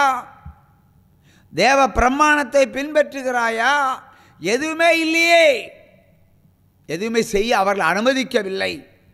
கையை தட்டினா பரலோகம். டூப்ளிகேட் அபிஷேகத்தை பெற்றால் பரலோகம்.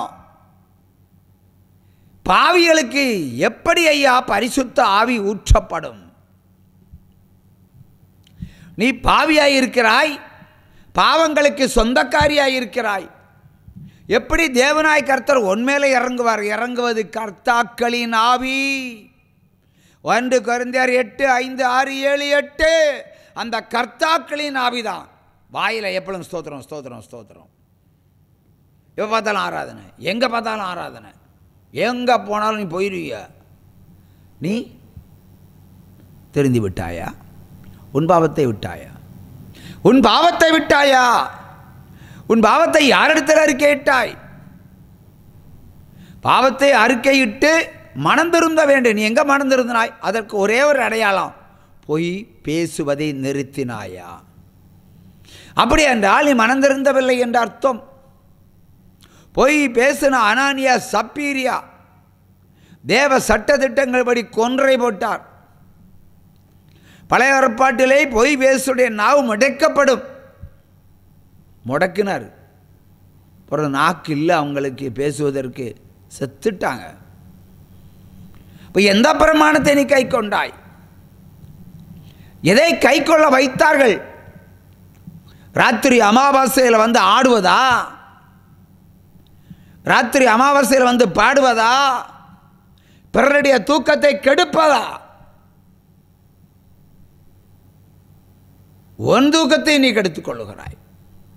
ஊழியக்காரர்கள் பொழுதுபோக்கு இல்லை. ராத்திரி வாங்க, ராத்திரி வாங்க. என் பகலை சுவிசேஷம் பண்ணால் ஒன்றும் ஆண்டவர் கேட்க மாட்டாரா? ராத்திரி தான் தூங்க வேண்டிய வேளையில், கணவனோட இருக்க வேண்டிய நேரத்தில் நீ பிரித்தெடுத்து இங்கே கொண்டு வச்சு சபையில் கையை தட்டுறிய. அறிமேன்.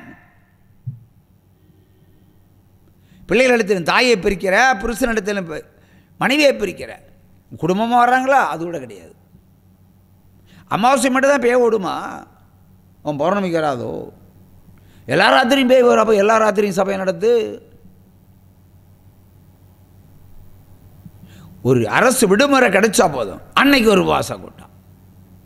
எப்படியாவது வசூல் பண்ணணும். ஜனங்களை திருத்துற முயற்சியை நீ செய், இல்லை என்றால் உனக்கே ஐயோ கேடு. அவ்வளோதான். உனக்கு மரணத்துக்கு எதுவான வியாதி. உன் பாவத்திற்கு நீ பொருத்தனை செலுத்தாவிட்டால் ஊழியக்காரர்களும் பரலோகத்துக்கு போக முடியாது. நீ தசமாகத்தை கொள்ளையிட்டாலும் பரலோகத்துக்கு போக முடியாது. நீ நன்மை செய்யாமல் போனாலும் பரலோகம் உனக்கு இல்லை. பிரியமானவர்களே,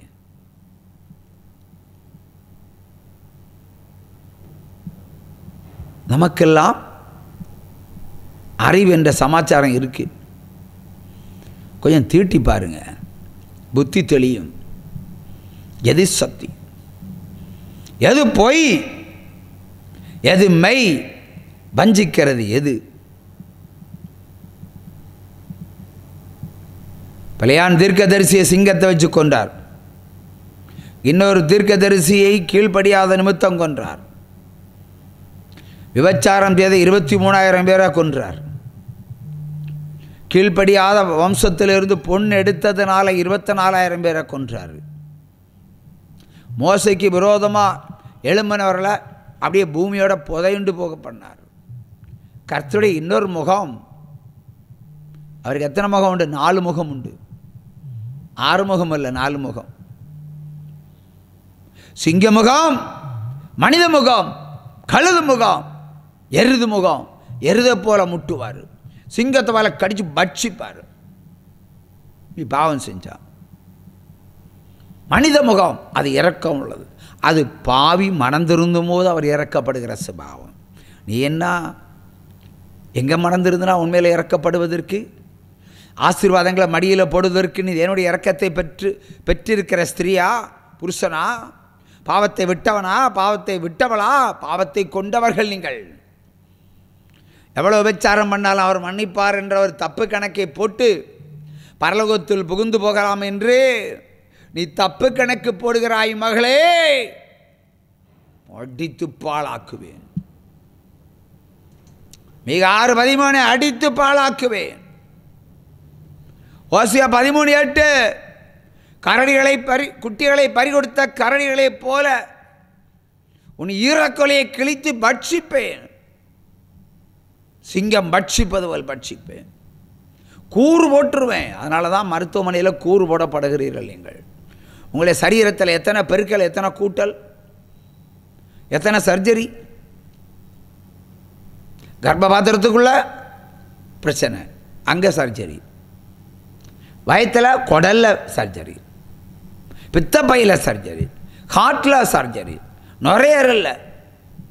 என்ன வியாதியின் மொத்த ரூபமாக நிற்கிறாய். ஏன் இதை அனுமதித்தார்? உன் பாவத்தின் நிமித்தம் அனுமதித்தேன் என்கிறார்.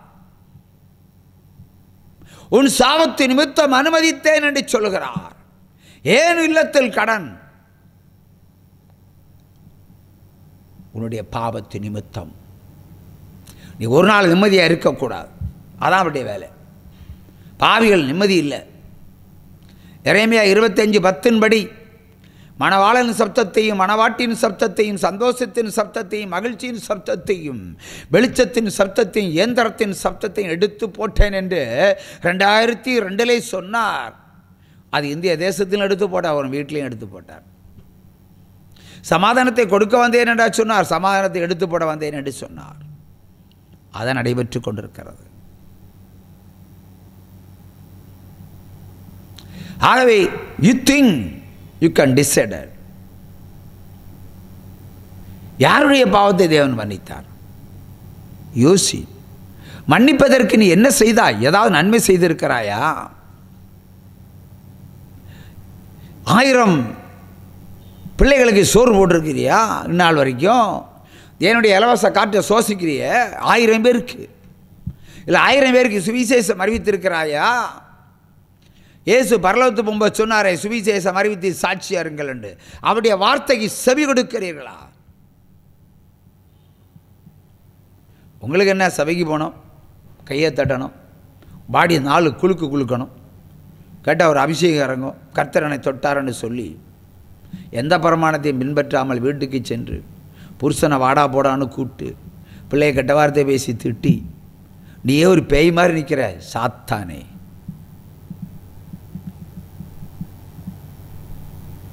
எரிந்து போ. மெய்யாய் மனந்திருந்த வேண்டும், பொய்யாய் அல்ல. ஞானஸ்தானம் எடுக்கிறாய், டூப்ளிகேட் ஞானஸ்தானம் எடுக்கிறாய், விக்கிரமாகிய புருஷனிடத்தில் குடும்பம் நடத்துகிறாய். திட்டு மாதிரி தெரியல, அது பாவம் மாதிரி தெரியல. போய் கலங்க தண்ணி குடி. நீ சாப்பாடுக்கு முன்னாடி தண்ணி குடிப்பியே, அது கலங்க தண்ணி குடி, சேறு தண்ணியை குடி. இதெல்லாம் அவனுக்கு சரின்னு படுது. புருஷனையும் ரட்சிக்கப்பட வைத்து 2 பேரும் சேர்ந்து ஞானஸ்தானம் எடுத்தா இல்லை, அதுக்கு அழகு. நீ புருஷன் நரகத்து போனாலும் பரவாயில்ல, எனக்கு பரலோகத்து போன்றி முந்திக் கொள்ளுகிறாயே பொல்லாத ஸ்திரியே, உனக்குள்ள இருக்கிற அசுத்தாவி, உனக்குள்ளே பாதி சரீரம், உனக்குள்ள பாதி சரீரம் புருஷனுடையது.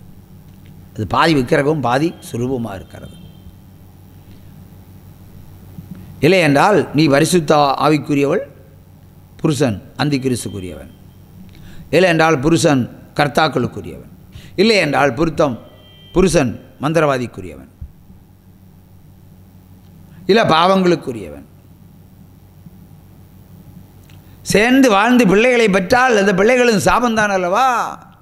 அந்த சாபத்தை போக்குவதற்கு தானே யாத்ராம 30:15-16 சொல்லுகிறார். உங்களுக்கு ஒரு கணக்குண்டு. ஊழியக்காரன் காணிக்கை கேட்டால் அவனுக்கு வேண்டி கேட்கிறான் என்று, யாருக்கென்று கேட்கிறான் என்று நீங்கள் ஆராய்ந்து பார்க்க வேண்டும். ஒரு சபையை எடுத்துக்கொள்வோம், தசமபாத்தை வாங்கி சபைக்குள்ளே வச்சு சாப்பிட்டு முடிச்சுருவாங்க. அவங்களுக்கு எக்ஸ்பெண்டிச்சர் கிடையாது. ஆலயம் கட்டுறது உங்கள்கிட்ட தான் கேட்பாங்க, எல்லா செலவுகளுக்கும் உங்கள்கிட்ட தான் கேட்பாங்க. தனித்தனியாக கேட்டு வாங்கிடுவாங்க.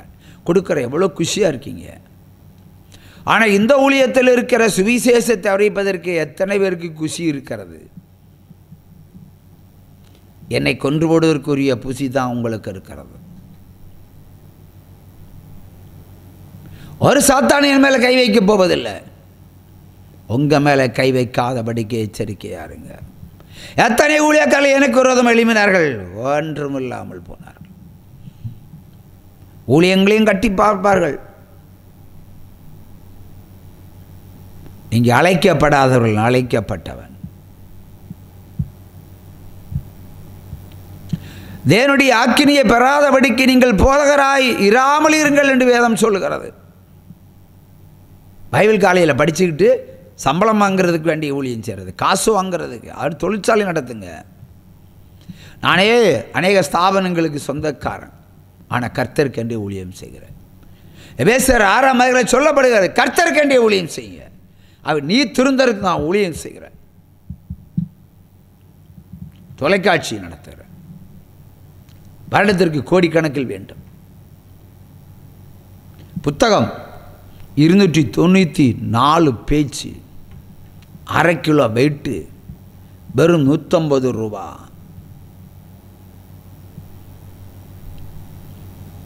ஒரு புத்தகத்தையாவது காசு கொடுத்து வாங்கி படிக்க நினைக்கிறீங்களா நீங்கள்? அப்படின்னா தினம் எனக்கு 2000 5000 மணி ஆர்டர் வந்திருக்கணும். அதையும் இலவசமாக தானே கேட்டு வாங்குறீங்க. நான் இல்லைன்னு சொன்னேன்னா இப்போவும் கேட்குறேன், 1,00,000 பிரதிக்கு மெசேஜ் பண்ணுங்கள், 1,00,000 பிரதியெல்லாம் உங்களுக்கு அனுப்பித்தாரேன். இது கர்த்தரின் திராணி. ஆனால் நீ என்ன செய்கிறாய் கர்த்தருக்கு என்று? என்ன செய்தாய்? சுவிசேஷம் அறிவித்து சாட்சியார் என்று சொன்னார். எத்தனை பேர் சுவிசேஷம் அறிவிக்கிறார்?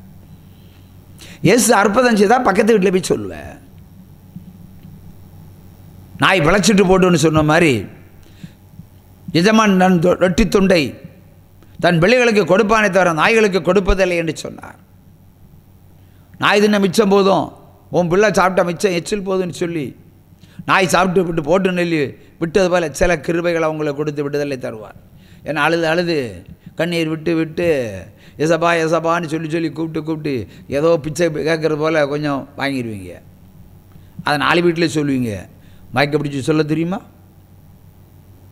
நானே கேட்குறேன்னு, உலகத்தில் இயேசு கிறிஸ்து எந்த மூலையில் உங்களுக்கு அற்புதம் செய்தாலும் ஜீவொளி தொலைக்காட்சியில் வந்து சாட்சி சொல்லுங்கன்னு நான் ஒளிபரப்புக்கிறேன். ஆனால் உன் சபை பாஸ்டர் விட மாட்டானே, கர்த்தரை மகிமைப்படுத்த விட மாட்டானே. நான் அழைப்பு எடுத்திருக்கேன், ஒருவர் கூட பிற சபையில் இருந்து வந்து சாட்சி சொல்லலை. ஏன்னா இயேசு கிறிஸ்து எல்லா சபைக்கும் அற்புதம் செய்வார். நான் இடம் வச்சிருக்கிறேன், ஊழியத்தை வச்சிருக்கிறேன், தொலைக்காட்சி வச்சிருக்கிறேன், அது சாட்சி சொல்லி தேவனை மகிமைப்படுத்துங்க சொல்லுங்கள். நான் இந்த ஊழியத்தில் போனேன், அந்த ஊழியத்தில் இயேசு அற்புதம் செய்தார்னு சொல்லுங்கள். உங்களுடைய ஊழியக்காரனை கோட்டை தாண்டி நீங்கள் வர மாட்டீங்க. ராவணர்களுடைய ஊழியம், அரக்கர்களுடைய ஊழியம். அது என் சபையில் எத்தனை லட்சம் மக்களுக்கு அற்புதம் செய்கிறார். மாய்க்கு பிடிக்கிறது ஒரு சிலர் தான், பதுங்கி இருப்பாங்க. சாட்சி சொல்ல கூப்பிட்டுருவானோ.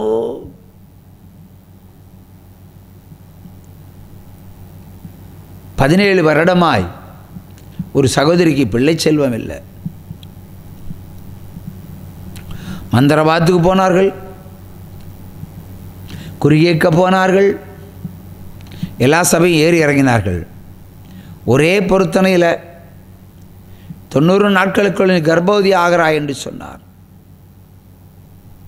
ஒரே மாதத்தில் கர்ப்பவதி ஆனார். பிரியமானவர்களே, வெகு தூரம் இல்லை, 15 கிலோமீட்டர் தொலைவில் இருக்கிற ஒரு ஸ்திரீ பிரசவித்த பிறகு அந்த குழந்தையை கூட என் கண்களில் காட்டாமல் இந்த சபையில் பிரவேசிக்காமல் ஒளிந்திருக்கிறார்கள்.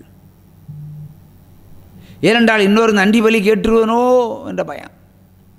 அதையா அந்த கிறிஸ்து உங்களுக்குள்ள எந்த ஊழியத்தில் குழந்தை கிடைத்ததோ அந்த ஊழியத்தில் வந்து இந்த குழந்தை உங்கள் ஊழியத்தில் கிடைச்சதுன்னு சொல்லி சாட்சி சொல்லலாம் இல்லையா? சாட்சி சொல்கிறதுக்கே யோசிக்கிறாய் என்று சொன்னால் நீ அந்தி கிறிஸ்து அல்லாமல் வேற என்ன? பிதாவை மகிமைப்படுத்துகிறவன், இயேசு கிறிஸ்துவை மகிமைப்படுத்துகிறவன் என்னுடைய குமாரனாக இருக்கிறான். நீ கள்ள கிறிஸ்துக்கு பிறந்தவள், அந்தி கிறிஸ்துக்கு பிறந்தவள். இதே மாதிரி நிறைய சொல்லுவேன். ஏகப்பட்ட தொலைதூரத்தில் இருக்கிறவர்கள்லாம் அற்புதம் செய்வார். தினம் ஒரு 100 பேருக்காவது அதிசயம் செய்வார். ஏன்னா ஃபோன் பண்ணி என்னை இருக்க விட மாட்டாங்க. அடின்னு அடித்து போனால் போதும் சொல்லி ஃபோன் எடுத்து பேசினா ஒரு விடுதலை கிடைக்கும். இந்த பக்கமே சாட்சி சொல்ல மாட்டாங்க. ஊழியத்துக்கு வாங்க, ரொம்ப தூரம். இப்போ டாக்டரு ரொம்ப தூரத்தில் இருந்தாலும் தேடி போவீங்க. சிஎம்சி வரைக்கும் போவீங்க, அப்போல்லோ வரைக்கும் போவீங்க, பிம்ஸும் போவீங்க, கிம்ஸும் போவீங்க. ஊழியம் நீ ஃபோனில் அது பண்ணாமதி, அதுதான் ஃபோன் போட்டுருக்குல்ல, ஃபோனில் ஜெபம் பண்ணிக்கோ. ஆர்டர் போடுறது அந்தி கிறிஸ்து கூட்டங்களே. யார் யாருக்கு ஆர்டர் போடுறது? பைக்கில் போகிறேன், ஜெபம் பண்ணிட்டு போங்க. பைக்கில் போகிறேன், ஜெபம் பண்ணிட்டு போங்க. பைக்கில் போகிறேன், ஜெபம் பண்ணிட்டு போங்க. பைக்கில் போகிறோம் சாகணும், ஆனால் உனக்கு காதில் குளிர் அடிக்கணும். தேவன் என்ன சொல்கிறாரு? குறியாக்க வர்றீங்க, அடிச்சு நர்மூலமாக்கிடுவார் தேவன். மெய்யாய் திருந்தவாங்க, பாவத்தை விடவாங்க. விழுந்து விழுந்து ஊழியம் செய்கிறேன்.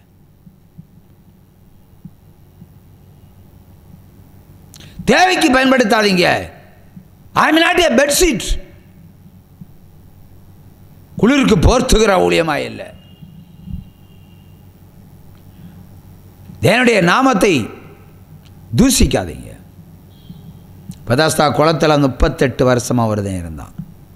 தேடி போய் விடுதலை கொடுத்தார். உங்களெல்லாம் அற்ப விசுவாசிகள்னு சொல்ல முடியும். காலையில் காசு காப்பீங்க, சாயங்காலம் கிடைக்கலன்னா ஆண்டவர் என்னை கைவிட்டார். ஓ டயலாக். 3 நாள் கூப்பிடுங்க, ஒன்றும் பதில் இல்லை. ஆண்டவர் என்னை விட்டுட்டார். உட மந்திரவாதிகிட்ட போவோம், குறி கேட்க போவோம், விக்கிரத்திட்ட போவோம், சுருவத்திட்ட போவோம், இல்லை வேற ஊழியத்துக்கு போயிடுவோம். இதை விட ஒரு ஊழியம் இருந்தால் போங்க. இதை விட ஒரு பெஸ்ட் ஊழியம் இருந்தால் நானே வாசலை திறந்து விடுறேன். ஆமே லாஸ்ட் சப்பர். எனக்கு முன்னையும் பின்னையும் இன்னொருவன் வரப்போவதில்லை, கர்த்தர் மட்டும்தான் வருவார். சிங்கக்கேபியில் நான் இருந்தேன், அவர் என்னோடு அமர்ந்திருந்தான். சுட்டரிக்கும் அக்கினியில் நடந்தேன். பனி துளியாய் என்னை நனைத்தார். சிங்கக்கேவியோ சூளை நெருப்போ அவர் என்னை காத்திடுவார்.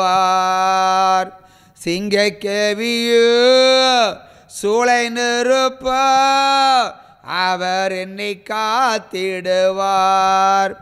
அவரே என்னை காண்பவர், அவரே என்னை காப்பவர்.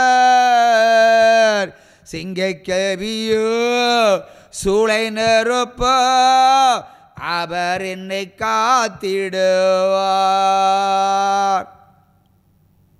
பிரியமானவர்களே, பிரமாணத்தை கைக்கொள்ளுகிறவர்கள் கர்த்தருடைய பிள்ளைகள். பிரமாணத்தை கைக்கொள்ளாதவர்கள் கர்த்தாக்களின் பிள்ளைகள்.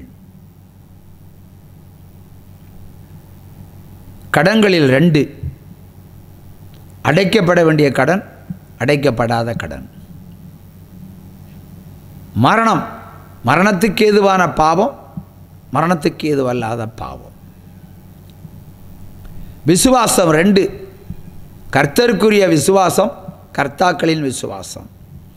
நம்பிக்கை 2: கர்த்தர் மேல் வைக்கிற விசுவாசம், கர்த்தாக்களின் மேல் வைக்கிற விசுவாசம். என் மனைவியை குறித்து நான் ஒரு சாட்சி சொல்கிறேன். பிரியமானவர்களே, சமீபத்தில் மிகவும் நிலை குலைந்து நிற்கிறாள்.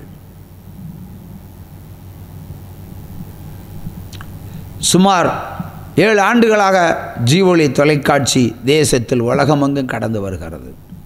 யாருடைய ஒத்தாசையும் இல்லாமல் கடந்து வருகிறது. ஒரு சிலர் கொடுக்கலாம், ஆனால் சொல்லத்தக்கதாக எதுவும் இல்லை. இந்த ஊழியத்திற்கு ஒரு 25 பேர் தசமாக கொடுப்பார்கள் என்று சொன்னால் இல்லை, பகிரங்கமாக மீசியை முறுக்கி சொல்லுகிறேன். மிஞ்சி போனால் ஒரு 10 பேர், இல்லை என்றால் 15 பேர். அதை தாண்டாது. உங்கள் மத்தியில் உண்டியலை தூக்குறது இல்லை, குலுக்கிறதும் இல்லை, கேட்கறதும் இல்லை. பொருத்தனை என்பது உங்களுடைய மரணக்கட்டுகளை உடைத்து ஆசீர்வதிப்பதற்கு, உங்கள் பாவங்களை அழித்து பரிசுத்தம் பண்ணுறதுக்கு புத்தகம் அச்சிட்டு ஜனங்களுக்கு கொடுப்ப, சுவிசேஷம் அறிவிப்பேன். அதுவும் ஒரு சிலர் தான் நிறைவேற்றுவார்கள், எல்லோரும் அல்ல. ஒரு வருஷத்திற்கு ஒரு 10 பேரை போடலாம், மிஞ்சி போனால் ஒரு 15 பேரை போடலாம். பொருத்தனை ஜெபத்திற்குள் வருகிறவர்கள் இவ்வளோ வேறு வைத்தபடி ஒரு ஊழியத்தை செய்ய முடியும். இரவும் பகலமாய் உங்களுக்கு டெலிஃபோன் ஊழியம் செய்கிறேன். உங்களிடத்திலிருந்து மின்சார தேவைக்காக காணிக்கை கேட்கவில்லை.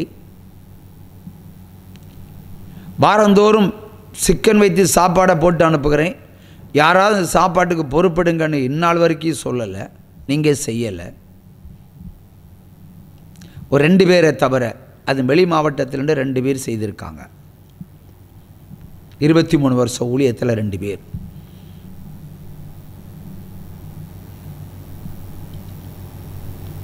வெளிநாட்டு பண்டும் கிடையாது, தொண்டும் கிடையாது. ஆனால் ஊழியம் தடையில்லாமல் வந்து கொண்டிருக்கிறது.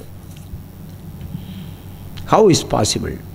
தொழில் செய்கிறேன், கடன் வாங்குகிறேன், கர்த்தருக்கென்றே கடன் வாங்குகிறேன்.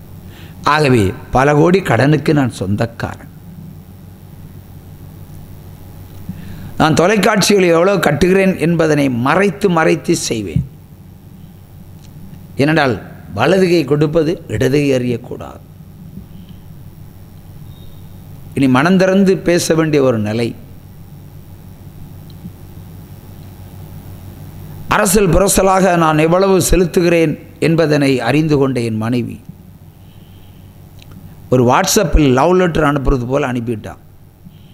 அந்தியூரில், ஈரோட்டில் டீச்சராக வேலை பார்க்கிற ஒரு என்னுடைய மனைவி, உங்களுக்கு பிரியமாய் ஊழியம் செய்கிற ஜீவராணி, திடீரென்று சொல்லுகிறாள். அதில் எழுதப்பட்டிருக்கிறது, என் இருதயம் விறைக்கிறது, என் இருதயம் நடுங்குகிறது, என் உயிர் உருகுகிறது. இவ்வளோ பெரிய கடன்களை வைத்துக்கொண்டு உங்களுக்கு ஏதாவது ஆனால் நான் என்ன செய்ய முடியும்? எப்படி அடைக்க முடியும்? எப்படி இஎம்ஐ கட்ட முடியும்? மாதம் 5 லட்சம் ரூபாய்க்கு மேல் இஎம்ஐ கட்டுகிற ஊழியம், வட்டி செக்ஷன் வேற.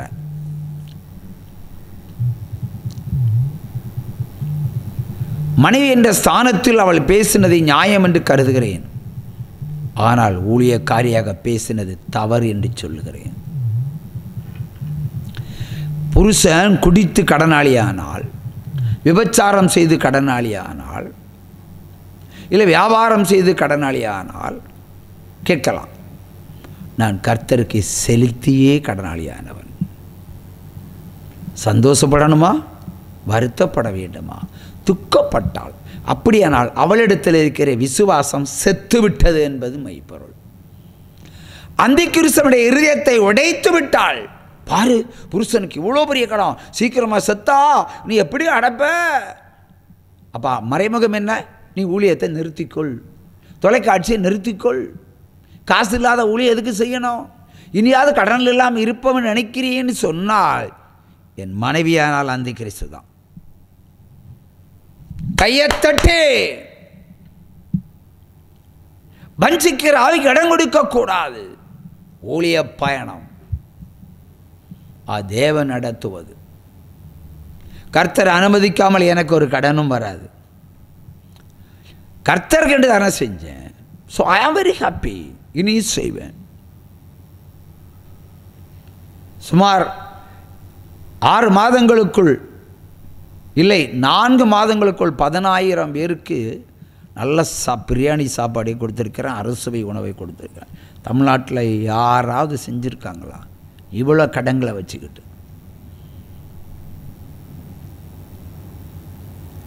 ஏனென்றால் பாவம் நன்மை செய்ய அப்படின்னு நீ பாவம் செய்தவன். நான் நன்மை செய்து பரலோகத்து போக ஆசைப்படுகிறேன். அவை இனி ஒவ்வொரு வருடமும் லட்சம் மக்களுக்கு சாப்பாடு கொடுக்க விரும்புகிறேன். அதை தடை செய்ய என் பிள்ளைகள் வந்தாலும் என் மனைவி வந்தாலும் எதிராக நிற்கிற ஊழியம். ஏனென்றால் இது விசுவாச ஊழியம். எந்த வகையிலும் உன் விசுவாசத்தை வஞ்சிக்காதபடிக்கு எச்சரிக்கையா இரு.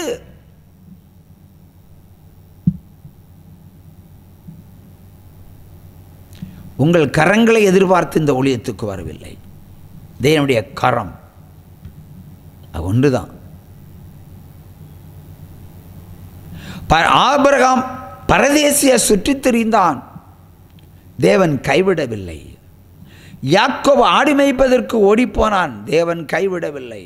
தாவீது காட்டுக்கு போனான், கைவிடவில்லை. ரூத்து புருஷனை இழந்து நின்றாள், கைவிடவில்லை. எஸ்தர் ஒன்றுமில்லாமல் நின்றாள், கைவிடவில்லை. எல்லோரையும் ஆசீர்வதித்து உயர்த்தினார். அதற்கென்று ஒரு காலம் வரும், அது வரைக்கும் காத்திருக்க வேண்டும். முடவனுக்கு இருக்கிற விசுவாசம் நமக்கு வேண்டும். 38 வருஷம். இனியும் எத்தனை காலம் தேவன் ஊழியம் செய்ய தீர்மானித்திருக்கிறாரோ அது நடக்கும், நடந்தே தீரும். இருந்தால் 2 மாதங்கள் பொருளாதாரத்தில் அது கடன் கூட கிடைக்காதபடிக்கு தடுமாறின வேளை சில சேனல்கள் வரவில்லை. அப்பொழுதெல்லாம் ஒரு பாட்டி சொல்லுவாங்க, ஐயா சேனல் வரல, சேனல் பார்க்காம தூங்க முடியல, உங்கள் சேனலை பார்த்து தான் நான் தூக்கமே வருது, எனக்கு என்னுடைய ஆவி ஆத்மா சரீரம் பரிசுத்தமாய் கொண்டிருக்கு, ஏயா சேனல் வரல? எல்லாருடையும் சொல்ல முடியுமா? சீக்கிரமாக வரும். மறுபடியும் சோர்ந்து போன இடத்துல தேவன் எனக்கு பலனை தந்து தொடர்ந்து நடத்துவதற்கு கிருபை செய்திருக்கிறார். எல்லோருடைய வாழ்க்கையிலும் சோதனைகள் வரும்போது விசுவாசத்தை மட்டும் இழந்து விடாதீர்கள். வீடை கட்டியிருப்பீர்கள், அது விற்கும் நிலை வரும், உள்ளம் உடைந்து போகும். ஒரு வீடு போன என்ன, 2 வீடு அவர் தருவதற்கு அவர் சர்வவல்லவர் என்று விசுவாசிக்க வேண்டும். ஐயோ கடன்பட்டு விட்டேனே, இனி வேற வழி இல்லை, செத்து போகிறேன்னு தீர்மானிக்காதீங்க. முட்டாள்கள், அந்தி கிறிஸ்துக்கள். வாழத்துடிங்க, அவர் வழிகாட்டுவார். இந்த நிலைமைக்கு என்ன காரணம் என்று ஆராய்ந்து பாருங்கள். என்னுடைய கடன்கள் ஊழிய கடன்கள், பாவ கடன்கள் அல்ல. அதனால் யெகோவாதேவன் பார்த்து கொள்ளுவார். இது என்னுடைய நம்பிக்கை, என்னுடைய விசுவாசம். ஆனால் மாமிசமான மனைவி அதை எழுதும்போது, அதை சொல்லும்போது, ஏன் அந்தி கிறிஸ்து மாதிரி எழுதுகிறாய் என்று தான் கேட்டேன். இன்னும் கர்த்தருக்கு செய்யுங்க, என்ன வேணும் செய்யுங்க, நான் துணை நிற்கிறேன் என்கிற ஒரு மனைவியைத்தான் நான் எதிர்பார்த்தேன். பிரியமானவர்களே, 2 மாதத்திற்குரிய 1.25 லட்சம் ரூபாய் வரைக்கும் மின்சாரத்துக்கு தேவை. யார்கிட்டயா கேட்டிருக்கானா? ஒருவர்கிட்டயா கேட்டிருக்கானா? இல்லை காணிக்கை தான் கேட்டேனா? இந்த ஊழியத்துக்கு பின்னாடி சரித்திரமும் இருக்கிறது, என் இருதயம் படிக்கிற கண்ணீரும் இருக்கிறது. ஆனால் துடித்தெலும்பி சுவிசேஷம் அறிவிக்கிறேன். கர்த்தர் பயன்படுத்துகிறார். இன்னும் எவ்வளவு தூரம் இந்த ஊழியத்தை பரப்ப முடியுமோ அவ்வளவு தூரம் பரப்ப வேண்டும். சுவிசேஷம் அறிவிக்காவிடில் எனக்கு ஐயோ என்று கதறினார் ஒரு ஊழியக்காரன். அதே மாதிரி நீங்களுக்கு கதறுங்க. ஊழியத்துக்கு கொடுக்காமலும் கர்த்தருக்கு கொடுக்காமலும் பாவ நிவாரண பலி செலுத்தாமலும் சேர்த்து வச்ச பணம் எல்லாம் உங்கள் வீட்டில் இப்போ இருக்கா? இல்லை. தேவனுக்கு கொடுக்காமலே கடனாளியாக இருக்கீங்களே, பாவ நிவாரண பலி செலுத்தாமலே கடனாளியாக இருக்கீங்களே. என் சம்பாதிச்ச பணம் உங்கள் வீட்டிலே இருக்கா? என் குட்டிச்சாத்தம் எடுத்துகிட்டு போயிட்டானா? இல்லை நன்மை செய்து கடனாளியாக இருக்கிறியா? கர்த்தருக்கு செய்ய நினைப்பதை செய்யுங்க. ஒரே வார்த்தை, கொடுக்க நினைச்சா கொடுங்க, புடுங்க நினைச்சா புடுங்குங்க, அவ்வளோதான். ஆகவே தேவனுக்கென்றே வாங்க. யார் கிறிஸ்துக்கு பின்னாடி போகிறது, யார் அந்தி கிறிஸ்துக்கு பின்னாடி போகிறது புரிந்து கொள்ளுங்க. விசுவாசத்தை இழக்காதீங்க. விசுவாச சோதனை வரும். விசுவாசம் செத்துனா நம்பிக்கையும் செத்து போயிடும். ஒரு மாமிசத்தில் ஆடிட்டு இருக்க வேண்டி இருக்கும். எல்லா சாத்தானும் உள்ள வந்துடுவான். பாடுவோம்ல, என் பலனாகிய கர்த்தாவே, அப்படி கூப்பிடுங்க. என் பலனாகிய கர்த்தாவே, என் கண்ணீரை துடைக்கிற கர்த்தாவே. அழாம சொல்லுங்க, என் கண்ணீரை துடைக்கிற கர்த்தாவே, என்னை வழிநடத்தும் கர்த்தாவே, எது சரி எது தீமை என்று போதித்தரணும். அப்படி கம்பீரமா பேசுங்க. நீர் என்னில் இருக்கும்போது நான் ஏன் என் கடனை குறித்து கலங்க வேண்டும்? நீர் எனக்குள் வாழும்போது நான் என் வியாதிகளை குறித்து ஏன் பயப்பட வேண்டும்? நீரே தேவன், நீரே என் அடைக்கலாம். சந்தோஷமா சொல்லுங்க. இதை தவிர வேற என்ன ஜெபம் வேண்டி கிடக்கிறது? 10 ரூபாய்க்கு திராணி இருக்கா? 10 ரூபாயும் ஆண்டவருக்கு கொடுங்க. 1 ரூபாய்க்கு திராணி இருந்தா 1 ரூபாய்க்கும் கொடுங்க. கர்த்தராகிய தேவன் கொடுப்பதற்கு வல்லவர். ஏன் கொடுக்கல? நீயே தடை, நீயே சாபம், நீயே பாவி. பாவியெல்லாம் பணக்காரன் ஆக்க மாட்டாரு. ஆனால் பணக்காரனை பாதாளம் வரைக்கும் தாழ்த்து இடித்து கசக்கி பிழிந்து எளியவனாக மாற்றி மறுபடியும் ஆசீர்வதிச்சு பணக்காரன் ஆக்கிடுவார். இப்படி தான் ஆகணும். இன்றைக்கு வேலை செய்கிறவன் எல்லாம் கடனாளி, தொழில் செய்கிறவன் எல்லாம் கடனாளி. கேட்டால் முதலாளின்னு சொல்லுவாங்க. ஒரு தொழிலை ஆரம்பித்து பொண்டாட்டி நகையெல்லாம் அடை வச்சு தீர்த்துருப்பேன். நீ ஒரு தொழிலை ஆரம்பித்தா நீ ஜெயிக்கணும் இல்லையா? ஏன் ஜெயிக்கலை? கேள்வியை கேட்டியா? ஏன் ஜெயிக்கலை? 10 ரூபாய்க்கு பொருளை வாங்கி 15 ரூபாய்க்கு தானே விற்கிறீங்க. எப்படி நஷ்டம் வரும்?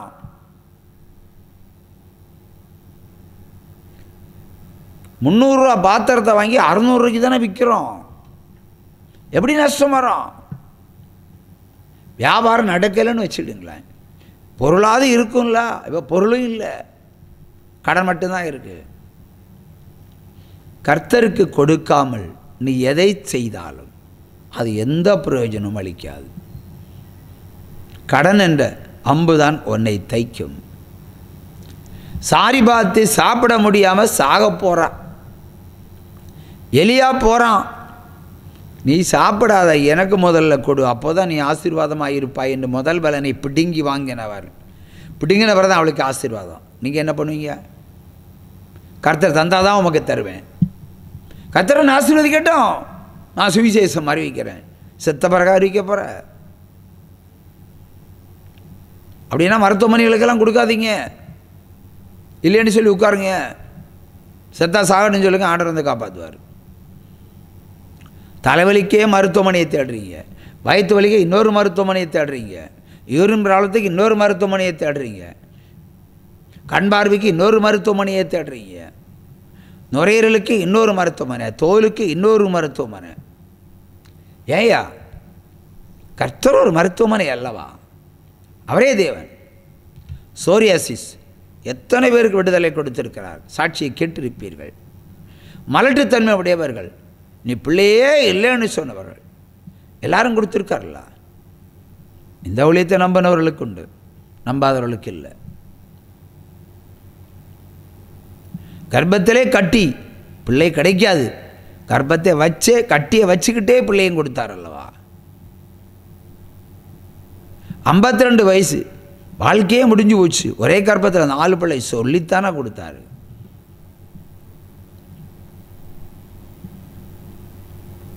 ரெண்டு பேர் மரித்து பிழைத்திருக்கிறார்கள்.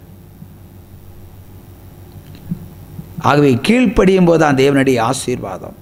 நீங்கள் கீழ்ப்படிய விட்டால் அவிவிசுவாசம் உங்களுக்குள்ளே வந்து உங்கள் நம்பிக்கையை கெடுத்துவிடும், உங்கள் வாழ்க்கையினுடைய வைராக்கியத்தை அழித்துவிடும், தற்கொலையை தூண்டிவிடும், சாவு பயத்தை கொடுக்கும். அவன்தாயா கிரேட் அந்தி கிறிஸ்து. அது உங்கள் இருதயத்தை கர்த்தருக்கு ஒப்பு கொடுங்க. அந்தி கிறிஸ்து ஒப்பு கொடுக்காதீங்க, கர்த்தாக்களுக்கு ஒப்பு கொடுக்காதீங்க. அல்லேலூயா. ஆகவே கற்பனைகளை கை கொண்டால் மட்டுமே என் பிள்ளைகள் என்று ஆண்டவர் சொல்லுகிறார். யாத்ராமம் 15:26 என் கற்பனைகளையும் நியமங்களையும் கவனமாய் கேட்டு கீழ்ப்படிந்தால் எகிப்து தேசத்திற்கு அனுப்பின எந்த கொள்ளை வியாதியும் உனக்குள்ள அனுப்ப மாட்டேன்னு சொல்லியிருக்காரு. இல்லைன்னா அனுப்புவேன், மிரட்டல், அனுப்புவேன், அனுப்பியிருக்கிறார். உபாகமம் 28:16 நீங்கள் கடைசி வாசிச்சு பாருங்க. மொத்த சாவும் வீட்டுக்குள்ளே, உனக்குள்ள, உன் சரீரத்துக்குள்ள. புருஷன் இருப்பான், நோயிஸ். மனைவி இருப்பா, நோயிஸ். வீடை கட்டுவாய், வித்துருவாய், நீ அதில் குடியிருக்க மாட்டாய். நீ பட்டணத்திலையும் சபிக்கப்பட்டிருப்பாய், கிராமத்திலையும் சபிக்கப்பட்டிருப்பாய். ஓடி ஓடி அலைவாய். மொத்த சாவும் உனக்கு தான். எரிவந்த காய்ச்சல், அடிக்கடி ஜுரம்.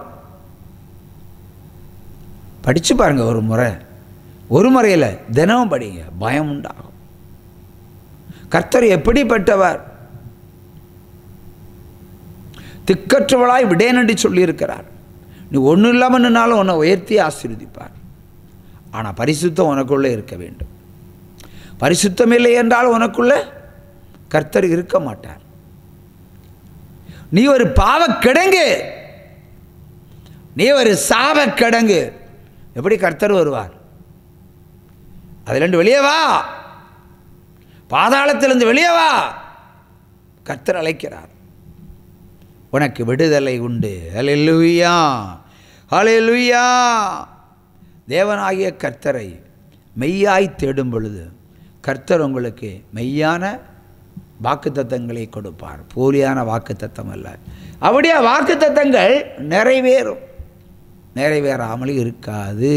சிங்கக்கேபியோ சூளை நெருப்போ அவர் என்னை காத்திடுவார்.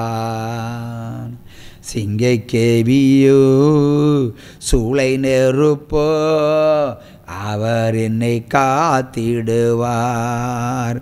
அவரே என்னை காண்பவர், அவரே என்னை காப்பவர். சிங்கக்கவியோ சூளை நெருப்போ அவர் என்னை காத்திடுவார். 1 யோவான் 4:6 சொல்லுகிறது, தேவனால் உண்டானவர்கள் கர்த்தருடைய வார்த்தையை செவி கொடுப்பார்கள். தேவர்களால் உண்டானவர்கள் கர்த்தருடைய வார்த்தைக்கு செவி கொடுக்க மாட்டார்கள். திங்க் பண்ணுங்க. மேலும் கர்த்தராக தேவன் சொல்லுகிறார் 1 யோவான் 5:12 இயேசு இல்லாதவன் ஜீவன் இல்லாதவன். உனக்குள்ள இயேசு இல்லைன்னா நீ பிணம், உயிருள்ள போனோம். பேய்களின் கூடாரம், விக்கிரத்தின் கூடாரம், சாபத்தின் கூடாரம், அசுத்தாவியின் கூடாரம், பாதாள வல்லமையின் கூடாரம், சர்ப்பத்தின் இருப்பிடம், அந்த கிறிஸ்துவின் புகலிடம், கர்த்தாக்களின் ஆய் உனக்குள்ள. உனக்கு பகுத்தறிவு இல்லை. மிருகத்துக்கு சமம். பாவம் செய்கிறவன் மிருகத்துக்கு சமம். புருஷனுக்கு துரோகம் செய்கிறவள் மிருகத்துக்கு சமம். மனைவிக்கு துரோகம் செய்ய மிருகத்துக்கு சமம். எந்த லிஸ்ட்ல இருக்கிறாய் நீ?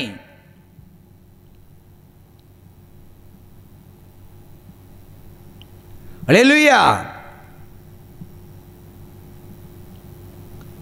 உன்னை பரிசோதித்து பார். திருமணத்துக்கு முன்ன பின்ன இப்ப எத்தனை பாவங்கள் விட்டு விலகினாயா? ஏதேன் தோட்டத்தில் ஒரு பழத்தை கண்டு ஆசைப்பட்டால் அதே மாதிரி ஆசை சகல பாவங்களுக்கு வேறாக இருக்கிறது. புருஷனோட இவன் அழகா இருக்கிறான், என் மனைவியை விட இவள் அழகா இருக்கிறாள். இச்சையின் இருப்பிடம் அது ஒரு வகையான இச்சை ரோகம், வியாதி, தீராத வியாதி.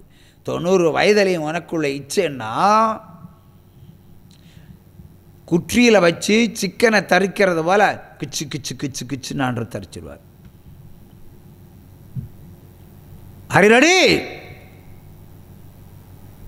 வசனத்தை கேளாதவன், அதன்படி நடக்காதவன் சபிக்கப்பட்டவன். பொருத்தனை செலுத்தாதவனும் தசமாம் கொடுக்காதவனும் சபிக்கப்பட்டவங்க தான். கொடுப்பேன் என்று சொல்லுகிறவனும் சபிக்கப்பட்டவன் தான். பிரமாணத்தை உட்கொண்டு கை கொள்ள வேண்டும். யாக்கோபு 1:22 சொல்லுகிறது. வசனத்தை திருவசனை கேட்டு அதன்படி நடடா.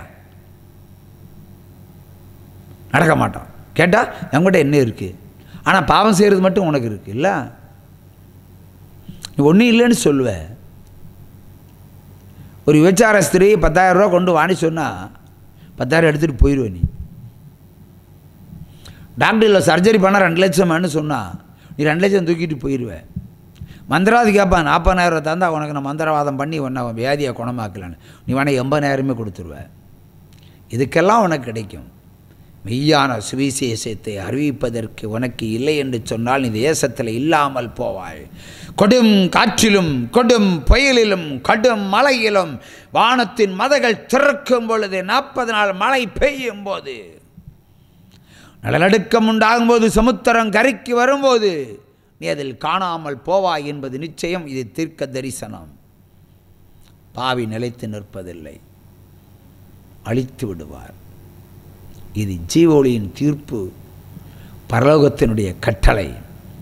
அதை அவர் நிறைவேற்றுவார். அல்லேலூயா, அல்லேலூயா.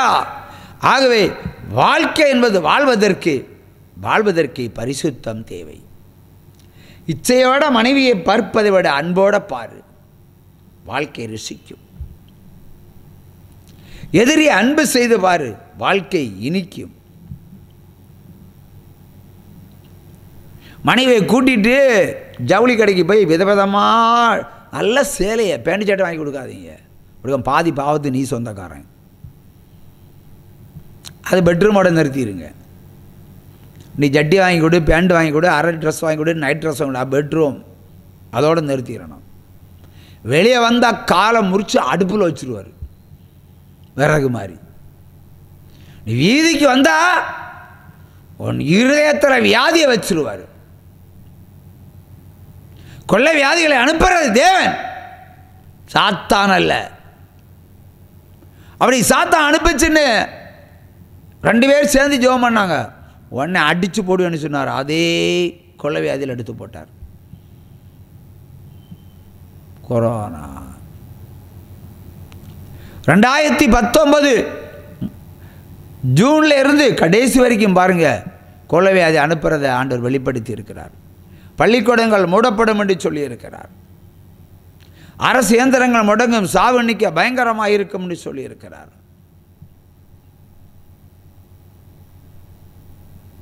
அந்த மாத செய்திகள் எல்லாம் நீங்க பாருங்க யூடியூப்ல போய். எப்படி நின்றது? ஊழியக்காரங்கள் ஜெபித்து நிற்கவில்லை. ஊழியக்காரங்களாம் சாத்தானுடைய வியாதின்னு சொன்னாங்க. இப்போ இயேசு கிறிஸ்து சாத்தானா? அவர் போட்ட வியாதியை மத்தேயு 24 கொள்ளை வியாதிகள் வரும்னு சொன்னது அவர் தானே. அவர் அனுப்புனார். அவரை போய் பேயின்னு பிசாசுன்னு சொன்ன ஊழியக்காரங்கள் எல்லாம் கள்ள ஊழியக்காரர்கள், அந்த காலத்துக்குரியவர்கள். நீ மனந்திருந்து கொள்ளை வியாதி உன்னை தொடாதுன்னு சொல்லணும். லட்ச மக்கள் மூச்சு விட முடியாமல் ஜீவொலிய கதவை தான் தட்டினார்கள். மாஸ்க் இல்லாமலே அவர்களுக்கு முன்னாடி இருந்து அவங்கள வியாதியை சொஸ்தமாக்கி அனுப்பின ஊழியம் எப்படி நின்று விட்டது? 2020 மார்ச்சுக்கு பிறகு ஒரு குழந்தையினுடைய விண்ணப்பத்தை கர்த்தர் கேட்டார். இல்லைனா கோடிக்கணக்கான ஜனங்களை கொண்டு இருப்பார். அந்த பிள்ளை எங்கிருந்து பேசுனாங்கன்னு தெரியல. அங்கிள், நான் எப்போ ஸ்கூலுக்கு போவேன்? ஸ்கூலுக்கு போகணுன்னு ஆசையாக இருக்கு.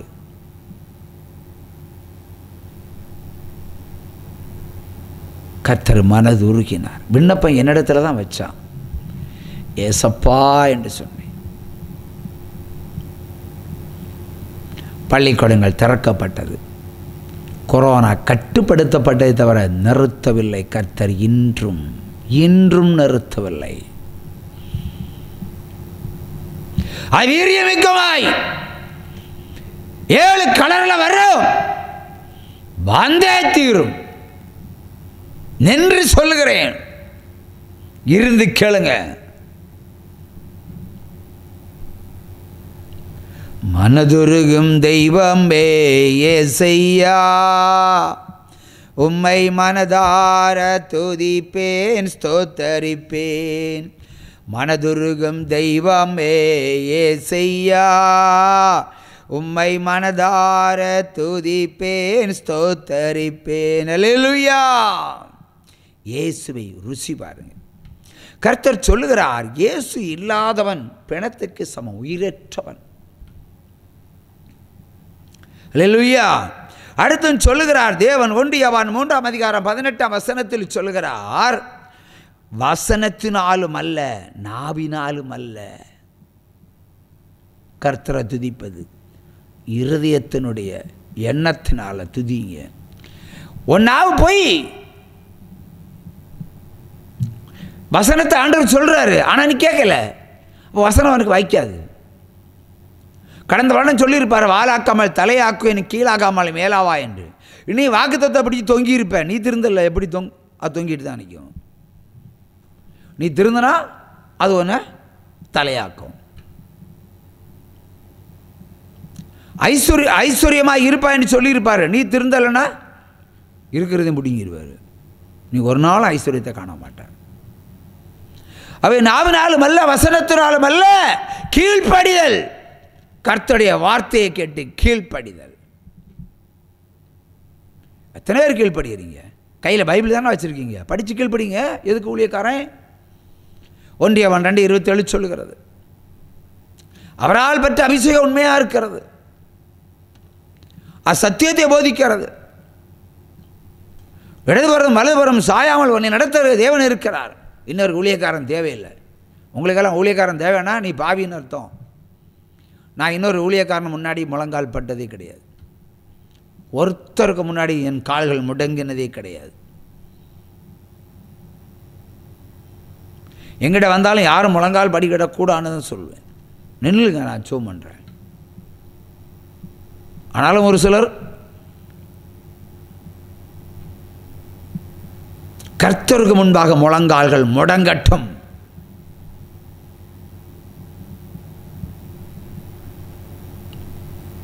இந்த உலகத்தில் இருக்கிறீங்க, பிறந்திருக்கீங்க, எத்தனை வருஷம் இருக்கீங்க, ஏதாவது நன்மை செஞ்சுட்டு போங்க. தர்மம் தலைகாக்கும்னு சொல்லுவாங்க. உன் நீதி கூட வரணும். இதில் எது குறைபட்டு இருந்தாலும் பரலோகம் இல்லை. யாக்கோபு 2:10 சொல்லுகிறது. நியாயப்பிரமாணத்தை எல்லாவற்றையும் உட்கொண்டாலும் கை கொண்டாலும் ஒன்றிலே குறைபட்டு இருந்தால் எல்லாவற்றிலும் குற்றவாளியாக நீ தீர்க்கப்படுவாய். இதுவே சத்தியம். 99% நீ சரின்னு சொன்னாய், நீ பைத்தியக்காரி. 100% நான் கரெக்டாக இருக்கிறேன்னு சொன்னா நீ ஒரு கிறுக்கி, நீ ஒரு கிறுக்கன். 100% மாறுவதற்கு முயற்சி எடுங்க.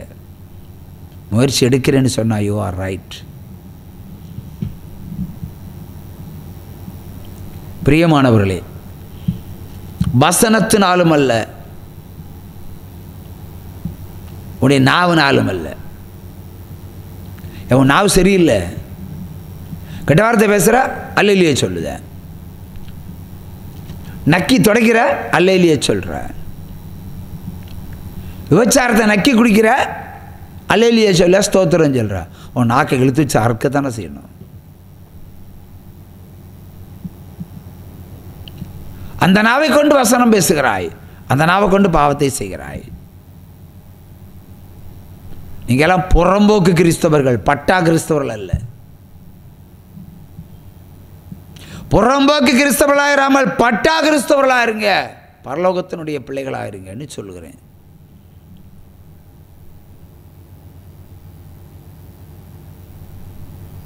பணத்தை தொலைச்சா திரும்ப பெற்றுக்கொள்ளலாம், நம்பிக்கையை தொலைச்சா திரும்ப பெற்றுக்கொள்ள முடியாது.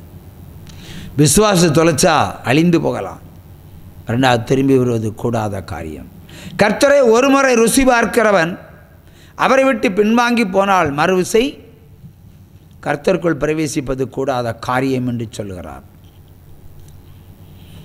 போலியான ரட்சிப்பு உங்களுக்கு, டூப்ளிகேட் ஊழியக்காருடைய வேதம் உங்களுக்கு,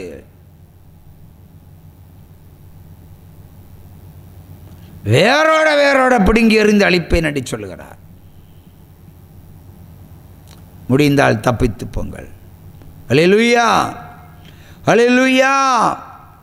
ஆகவே மரணத்திற்கு ஏதுவான வியாதி உண்டு, பாவத்துக்கு ஏதுவான மரணமும் உண்டு. இன்னைக்கு அநேகருக்கு கேன்சர்னா நீங்கள் நினைக்கலாம் ஆண்டவர் கொடுத்த தண்டனைன்னு. நீ செய்த பாவத்துக்கு தண்டனை. நீ சபை ஊழியக்காரியாக இருந்தாலும் சரி, சபை போதகனாக இருந்தாலும் சரி.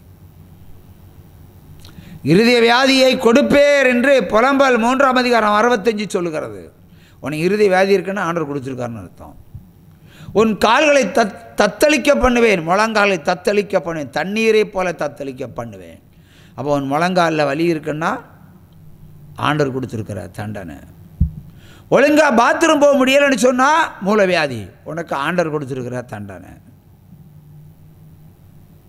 இரத்த போக்குன்னா ஆண்டவர் கொடுத்த தண்டனை. திரும்பி பாரு, எங்கே இடர்கள் அடைந்திருக்கிறாய், அதை கிளியர் பண்ணு. கிளியர் பண்ணுறதா ஆண்டவர் வந்திருக்கார். உங்களை சுத்தப்படுத்துவதற்கு ஆண்டவர் வந்திருக்கிறார். பாவிகளை தேடி வந்திருக்கிறார். நீ பாவத்தை விட்டு விலகி வா என்று உங்களை பரிசுத்தமாக்க வந்திருக்கிறார். அவருடைய வலையில் வந்து விழுந்து விடு, தப்பித்து போகலாம். அந்தி கிறிஸ்துவின் வலையில் விழுந்தால் சாகலாம், பேயாக மாறலாம். உலக சந்தோஷம் உனக்கு நிரந்தரம் அல்ல. ஒரு ஸ்திரீ இடத்துல விபச்சாரம் பண்ணுவ, கொள்ளவியாதி வந்துச்சுன்னு வச்சுக்கோ, குடும்பம் முழுவதும் பரவிடும், வாழ்க்கையே போயிடுச்சு. வர கட்டணம் மனைவிடத்தில் கூட பிரவேசிக்க முடியாது. தேவையா உனக்கு?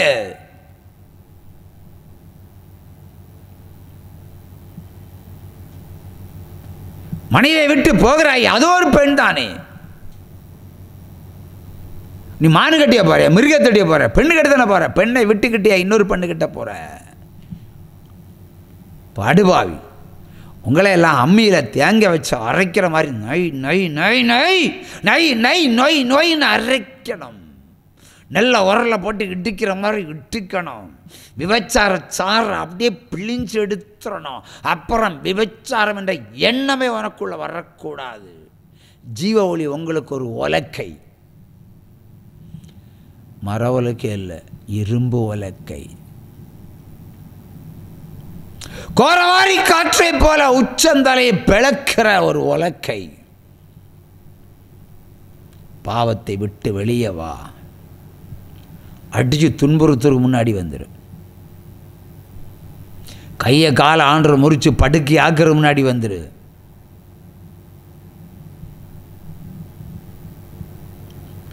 பார்வைக்கு இளமையாக இருந்தாலும் ஊழியத்திற்கு உலகத்தினுடைய முதல் முதுமை. உலக பிரகாரமாக ஒரு அப்பா உங்களுக்கு, இன்னொரு மோசே, இன்னொரு எலியா, இன்னொரு தாவீது, இன்னொரு சாலமோன், இன்னொரு சாமுவேல், இன்னொரு எசேக்கியேல். சிங்கக்கேவியோ சூளை நெருப்போ அவர் என்னை காத்திடுவார். அல்லேலூயா அல்லேலூயா அவர் என்னை நடத்திடுவார். பிரியமானவர்களே, காலமில்லை. வாழ்வதற்கு மனம் இருந்தால் நான் சொல்வதை நீ கேளு. உயிரோடு இருப்பதற்கு ஆசை இருந்தால் என் பிரமாணங்களை உட்கொள்ளு. உன் கவலை, கண்ணீர், துக்கம் எல்லாம் மறைந்து போகும். இடது புறதும் வலது புறவும் பழுகி பெருகுவாய். இந்த உலகத்தில் வாழ்வதற்கு ஒரு தேசம் உனக்கு உண்டாயிருக்கும். ராஜ்யபாரம் உன்மேல் சுமத்தப்படும். அக்கிரமங்களுக்கு தூர விலகு, பாவத்தை விட்டு விலகு. பாவியாய் இராதே, வீணாய் சாகாதே. பரிசுத்தமாயிரு, பரலோகம் புகலாம். இல்லை என்றால் சாகலாம் சீக்கிரமாய், கொஞ்சம் கொஞ்சமாய். இன்ஸ்டால்மெண்ட்டில் பாவம் செய்த இன்ஸ்டால்மெண்ட்டில் கொண்டு போட்டுருவார். இன்ஸ்டால்மெண்ட்டில் பாவம். ராத்திரியும் மனைவியை பூட்டி வச்சுக்கிட்டு இன்னொரு வீட்டுக்கு ஓடி போகிற உன் கால்களெல்லாம் ரெண்டையும் தரித்து போடுவார். குத்தம் இப்பொழுது.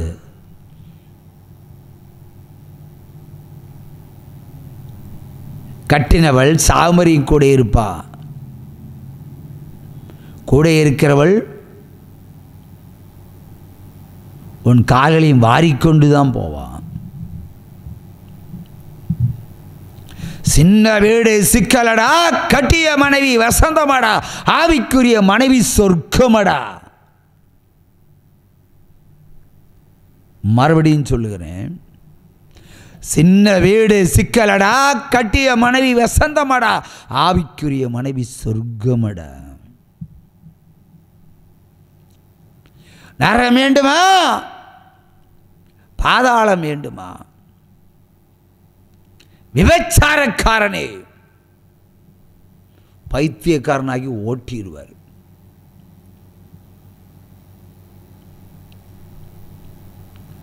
உன் ஆடையெல்லாம் அகற்றப்பட்டு நீ குளிக்காம புசிக்காம குப்பத்தொட்டியில் சாப்பிட்டு எச்சில தின்னு ஓடி போகும் காலம் இதோ வருகிறது.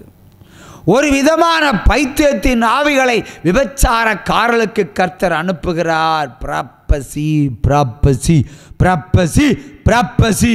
சிங்கக்கேவியோ சூளை நெருப்போ அவர் என்னை காத்திடுவார். சிங்கக்கேவியோ சூளை நெருப்போ. நீ பரிசுத்தமானால் காத்திடுவார், இல்லைன்னா கடித்து கோதறி விடுவார்.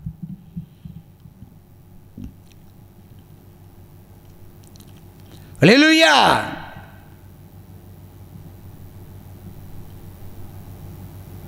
ஆவியான தேவனுக்கு மகிமை செலுத்துங்க, மெய்யாய் கூப்பிடுங்க. அவர் கடந்து வந்து அற்புதத்தை செய்திடுவார்.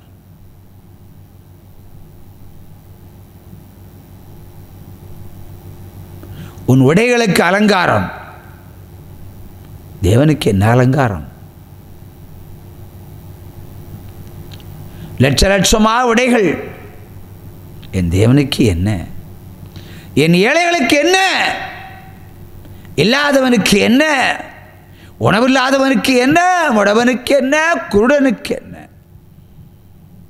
நீ மட்டும் சாப்பிட்டு திருப்தியானாய் பரலோகத்துக்கு போக முடியுமா? கொளுத்தவனை உன்னை அடித்து போடுவேன் என்று சொல்லுகிறார். நீ வீணாய் புழுத்து புழுத்து சாகாத. மந்திரவாத ஊழியக்காரர்களே, ஐயோ கேடு உங்களுக்கு. மந்திரவாதத்தால் சபையை கட்டுகிற ஊழியக்காரர்கள் உண்டு, விசுவாசிகளை கட்டி வைத்திருக்கிற ஊழியக்காரர்கள் உண்டு, இன்னொரு சபைக்கு போகக்கூடாது என்று சொல்லி கட்டுகிற ஊழியக்காரர்கள் உண்டு. அந்தி கிறிஸ்துக்கு பிறந்தவனே, கர்த்தாக்களின் கிரியவுடைய பேய்க்குரிய பிசாசே, உன்னை இப்பொழுது நான் கட்டுகிறேன். உனக்கு தைரியம் இருந்தால் என்ன கட்டிப்பார். 1000 மந்திரவாதிகள் அல்ல, லட்சம் மந்திரவாதிகளுக்கும் சவால் விடுகிறேன். உன்னுடைய தெய்வங்களுக்கு அதிகாரம் இருந்தால் இந்த கரங்களை கட்டிப்பார். ஒருமித்து மந்திரவாதம் செய்யுங்க, அப்பப்போ செய்யாதீங்க. ஒரே நாளில் உலகம் எங்கும் இருக்கிற மந்திரவாதிகள் ஒன்று சேர்ந்து ஜேபிஆர் என்ற ஜே மோசைக்கு விரோதமாக மந்திரம் வச்சு பாருங்கடா. சவால் ஊழியம் சவக்கடங்கு தோன்றும். அதில் முதல்ல சாவது நீங்கத்தான் ஐயா.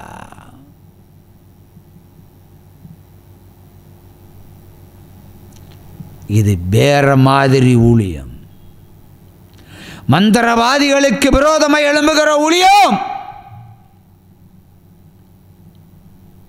கர்த்தர் பட்டயமாய் இறங்கி நிற்பார்.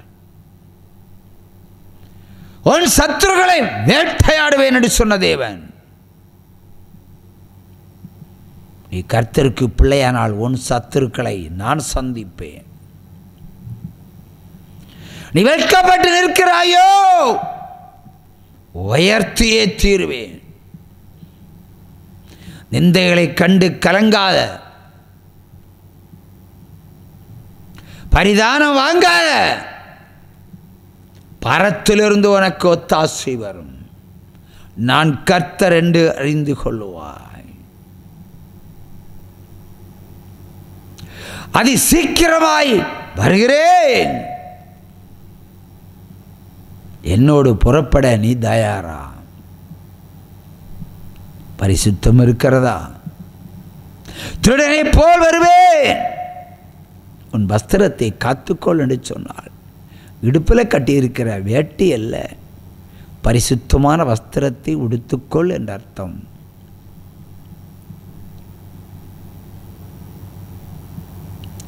பிறக்கிற எவனும் கர்த்தருக்காக வாழுங்க, மற்றவர்களுக்காக வாழுங்க. கர்த்தர் உங்களை உயர்த்தியே தீருவார். ஹல்லேலூயா, ஹல்லேலூயா. ஆகவே தேவனுக்கு விரோதமாக பாவம் செய்யக்கூடாது.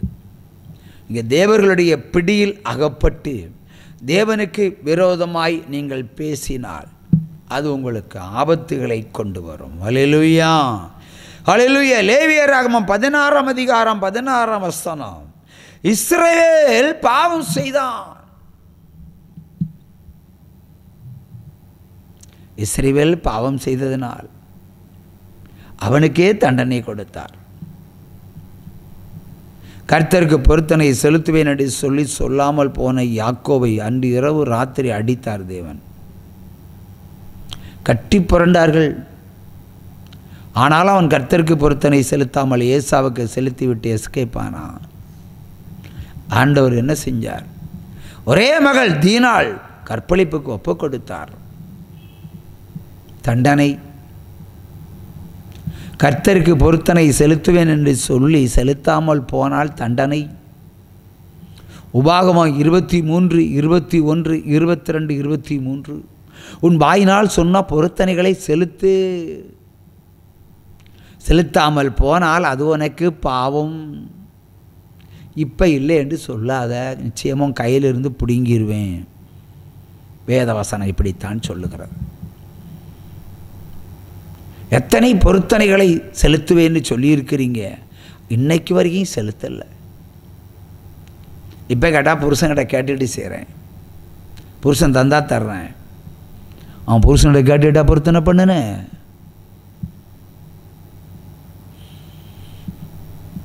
கர்த்தருக்கு வாக்கு கொடுத்தா நிறைவேற்றணும், நிறைவேற செய்வாங்க. நான் கர்த்தருக்கு ஒப்பு கொடுக்குறேன், ஊழியத்துக்கு ஒப்பு கொடுக்குறேன்னு வாயினால் சொல்லி இன்னைக்கு வரைக்கும் ஊழியம் செய்யாமல் புருஷனுக்கு பொண்டாட்டியாக பிள்ளைகளுக்கு தாயாக இருக்கிறீங்களே, இருந்துட்டு போங்க. ஆனால் இது ஒரு பொருத்தனை. உன்னால் நிறைவேற்ற முடியாவிட்டால் உனக்கு ஒரு விலையை போட்டு 1/5 கூட்டி கொடுன்னு வேதம் சொல்லுகிறது லேவியராகமம். நீ கர்த்தருக்கு ஒரு ஆடை பலியாக நேர்ந்தால், அது உனக்கு தேவை என்று கருதினால், நீ அதை எடுத்துக்கொண்டால், அந்த ஆட்டினுடைய விலையோட சேர்த்து 10 5 கூட்டி கொடு, அப்போ சரியாக போயிடும். நீ ஊழியம் செய்ய வேண்டாம், நீ புருஷனுக்கு ஊழியம் செய், அரசு வேலை செய், பரிகாரத்தை கர்த்தருக்கு செலுத்து. அல்லேலூயா. ஆகவே ஒவ்வொருவரும் அவரவர் தங்கள் பாவங்களுக்கு தக்கதாக லேவியராமம் 19:22 படி, யாத்ராமம் 30:15-16 படி, நாகும் 1:15 படி, சங்கீதம் 96:8 படி, சங்கீதம் 61:5 படி, எபிரியர் 5:1 படி, மல்கியா 3:4 படி கர்த்தருக்கு பொருத்தனை செலுத்தி பாவமன்னிப்பை பெற்றுக்கொள்ளுங்க. பிரசவித்தாலே பாவம். லேவியராகமம் 12 5, 6, 7 அந்த அதிகாரத்தை வாசித்து பிரசவித்த தாய்மார்களும் கர்த்தருக்கு பொருத்தனை செலுத்தி பாவமன்னிப்பை பெற்றுக்கொள்ளுங்கள் என்றால் பிரசவித்தாலே பாவம் என்று கர்த்தர் சொல்லுகிறார். ஆனால் அதுக்கு பரிகாரம் வைத்திருக்கிறார். அதை இன்றும் செய்யாத தாய்மார்கள் ஜீவொளி ஜெபக்கோபுர புத்தகத்தை அச்சிட்டு ஜீவொளிக்கு கொடுத்து பாவ நிவாரண பலியை நிறைவேற்றி மகிழ்ந்திருங்கள். உங்களை பரிசுத்தமாக்க வந்த ஊழியம் இது. உங்களுக்கு பரிசுத்தத்தை கொடுக்க வந்த ஊழியக்காரன் இது. பரிசுத்தத்தை கெடுக்க வந்த ஊழியமும் அல்ல, ஊழியக்காரனும் அல்ல. விசுவசித்தால் என் மகிமையை காண்பீர்கள். அல்லேலூயா. இந்த தெய்வம் நம்ம தெய்வம், நல்ல தெய்வம், மரணபரியந்த நடத்திடுவார். இந்த தெய்வம் நம்ம தெய்வம், நல்ல தெய்வம், மரணபரியந்த நடத்திடுவார். எத்தனையோ இடர் சூழ்ந்தாலோ அத்தனையோ தாங்க பலன் தருவார். அந்தி சந்தி மதியான வேளையிலும் நான் முந்தி வந்து கர்த்தரையே ஸ்தோத்தரிப்பேன். ஆமென் சொல்லுங்க. கீழ்ப்படிங்க, அதிசயத்தை கர்த்தர் செய்வார். ஆமென்.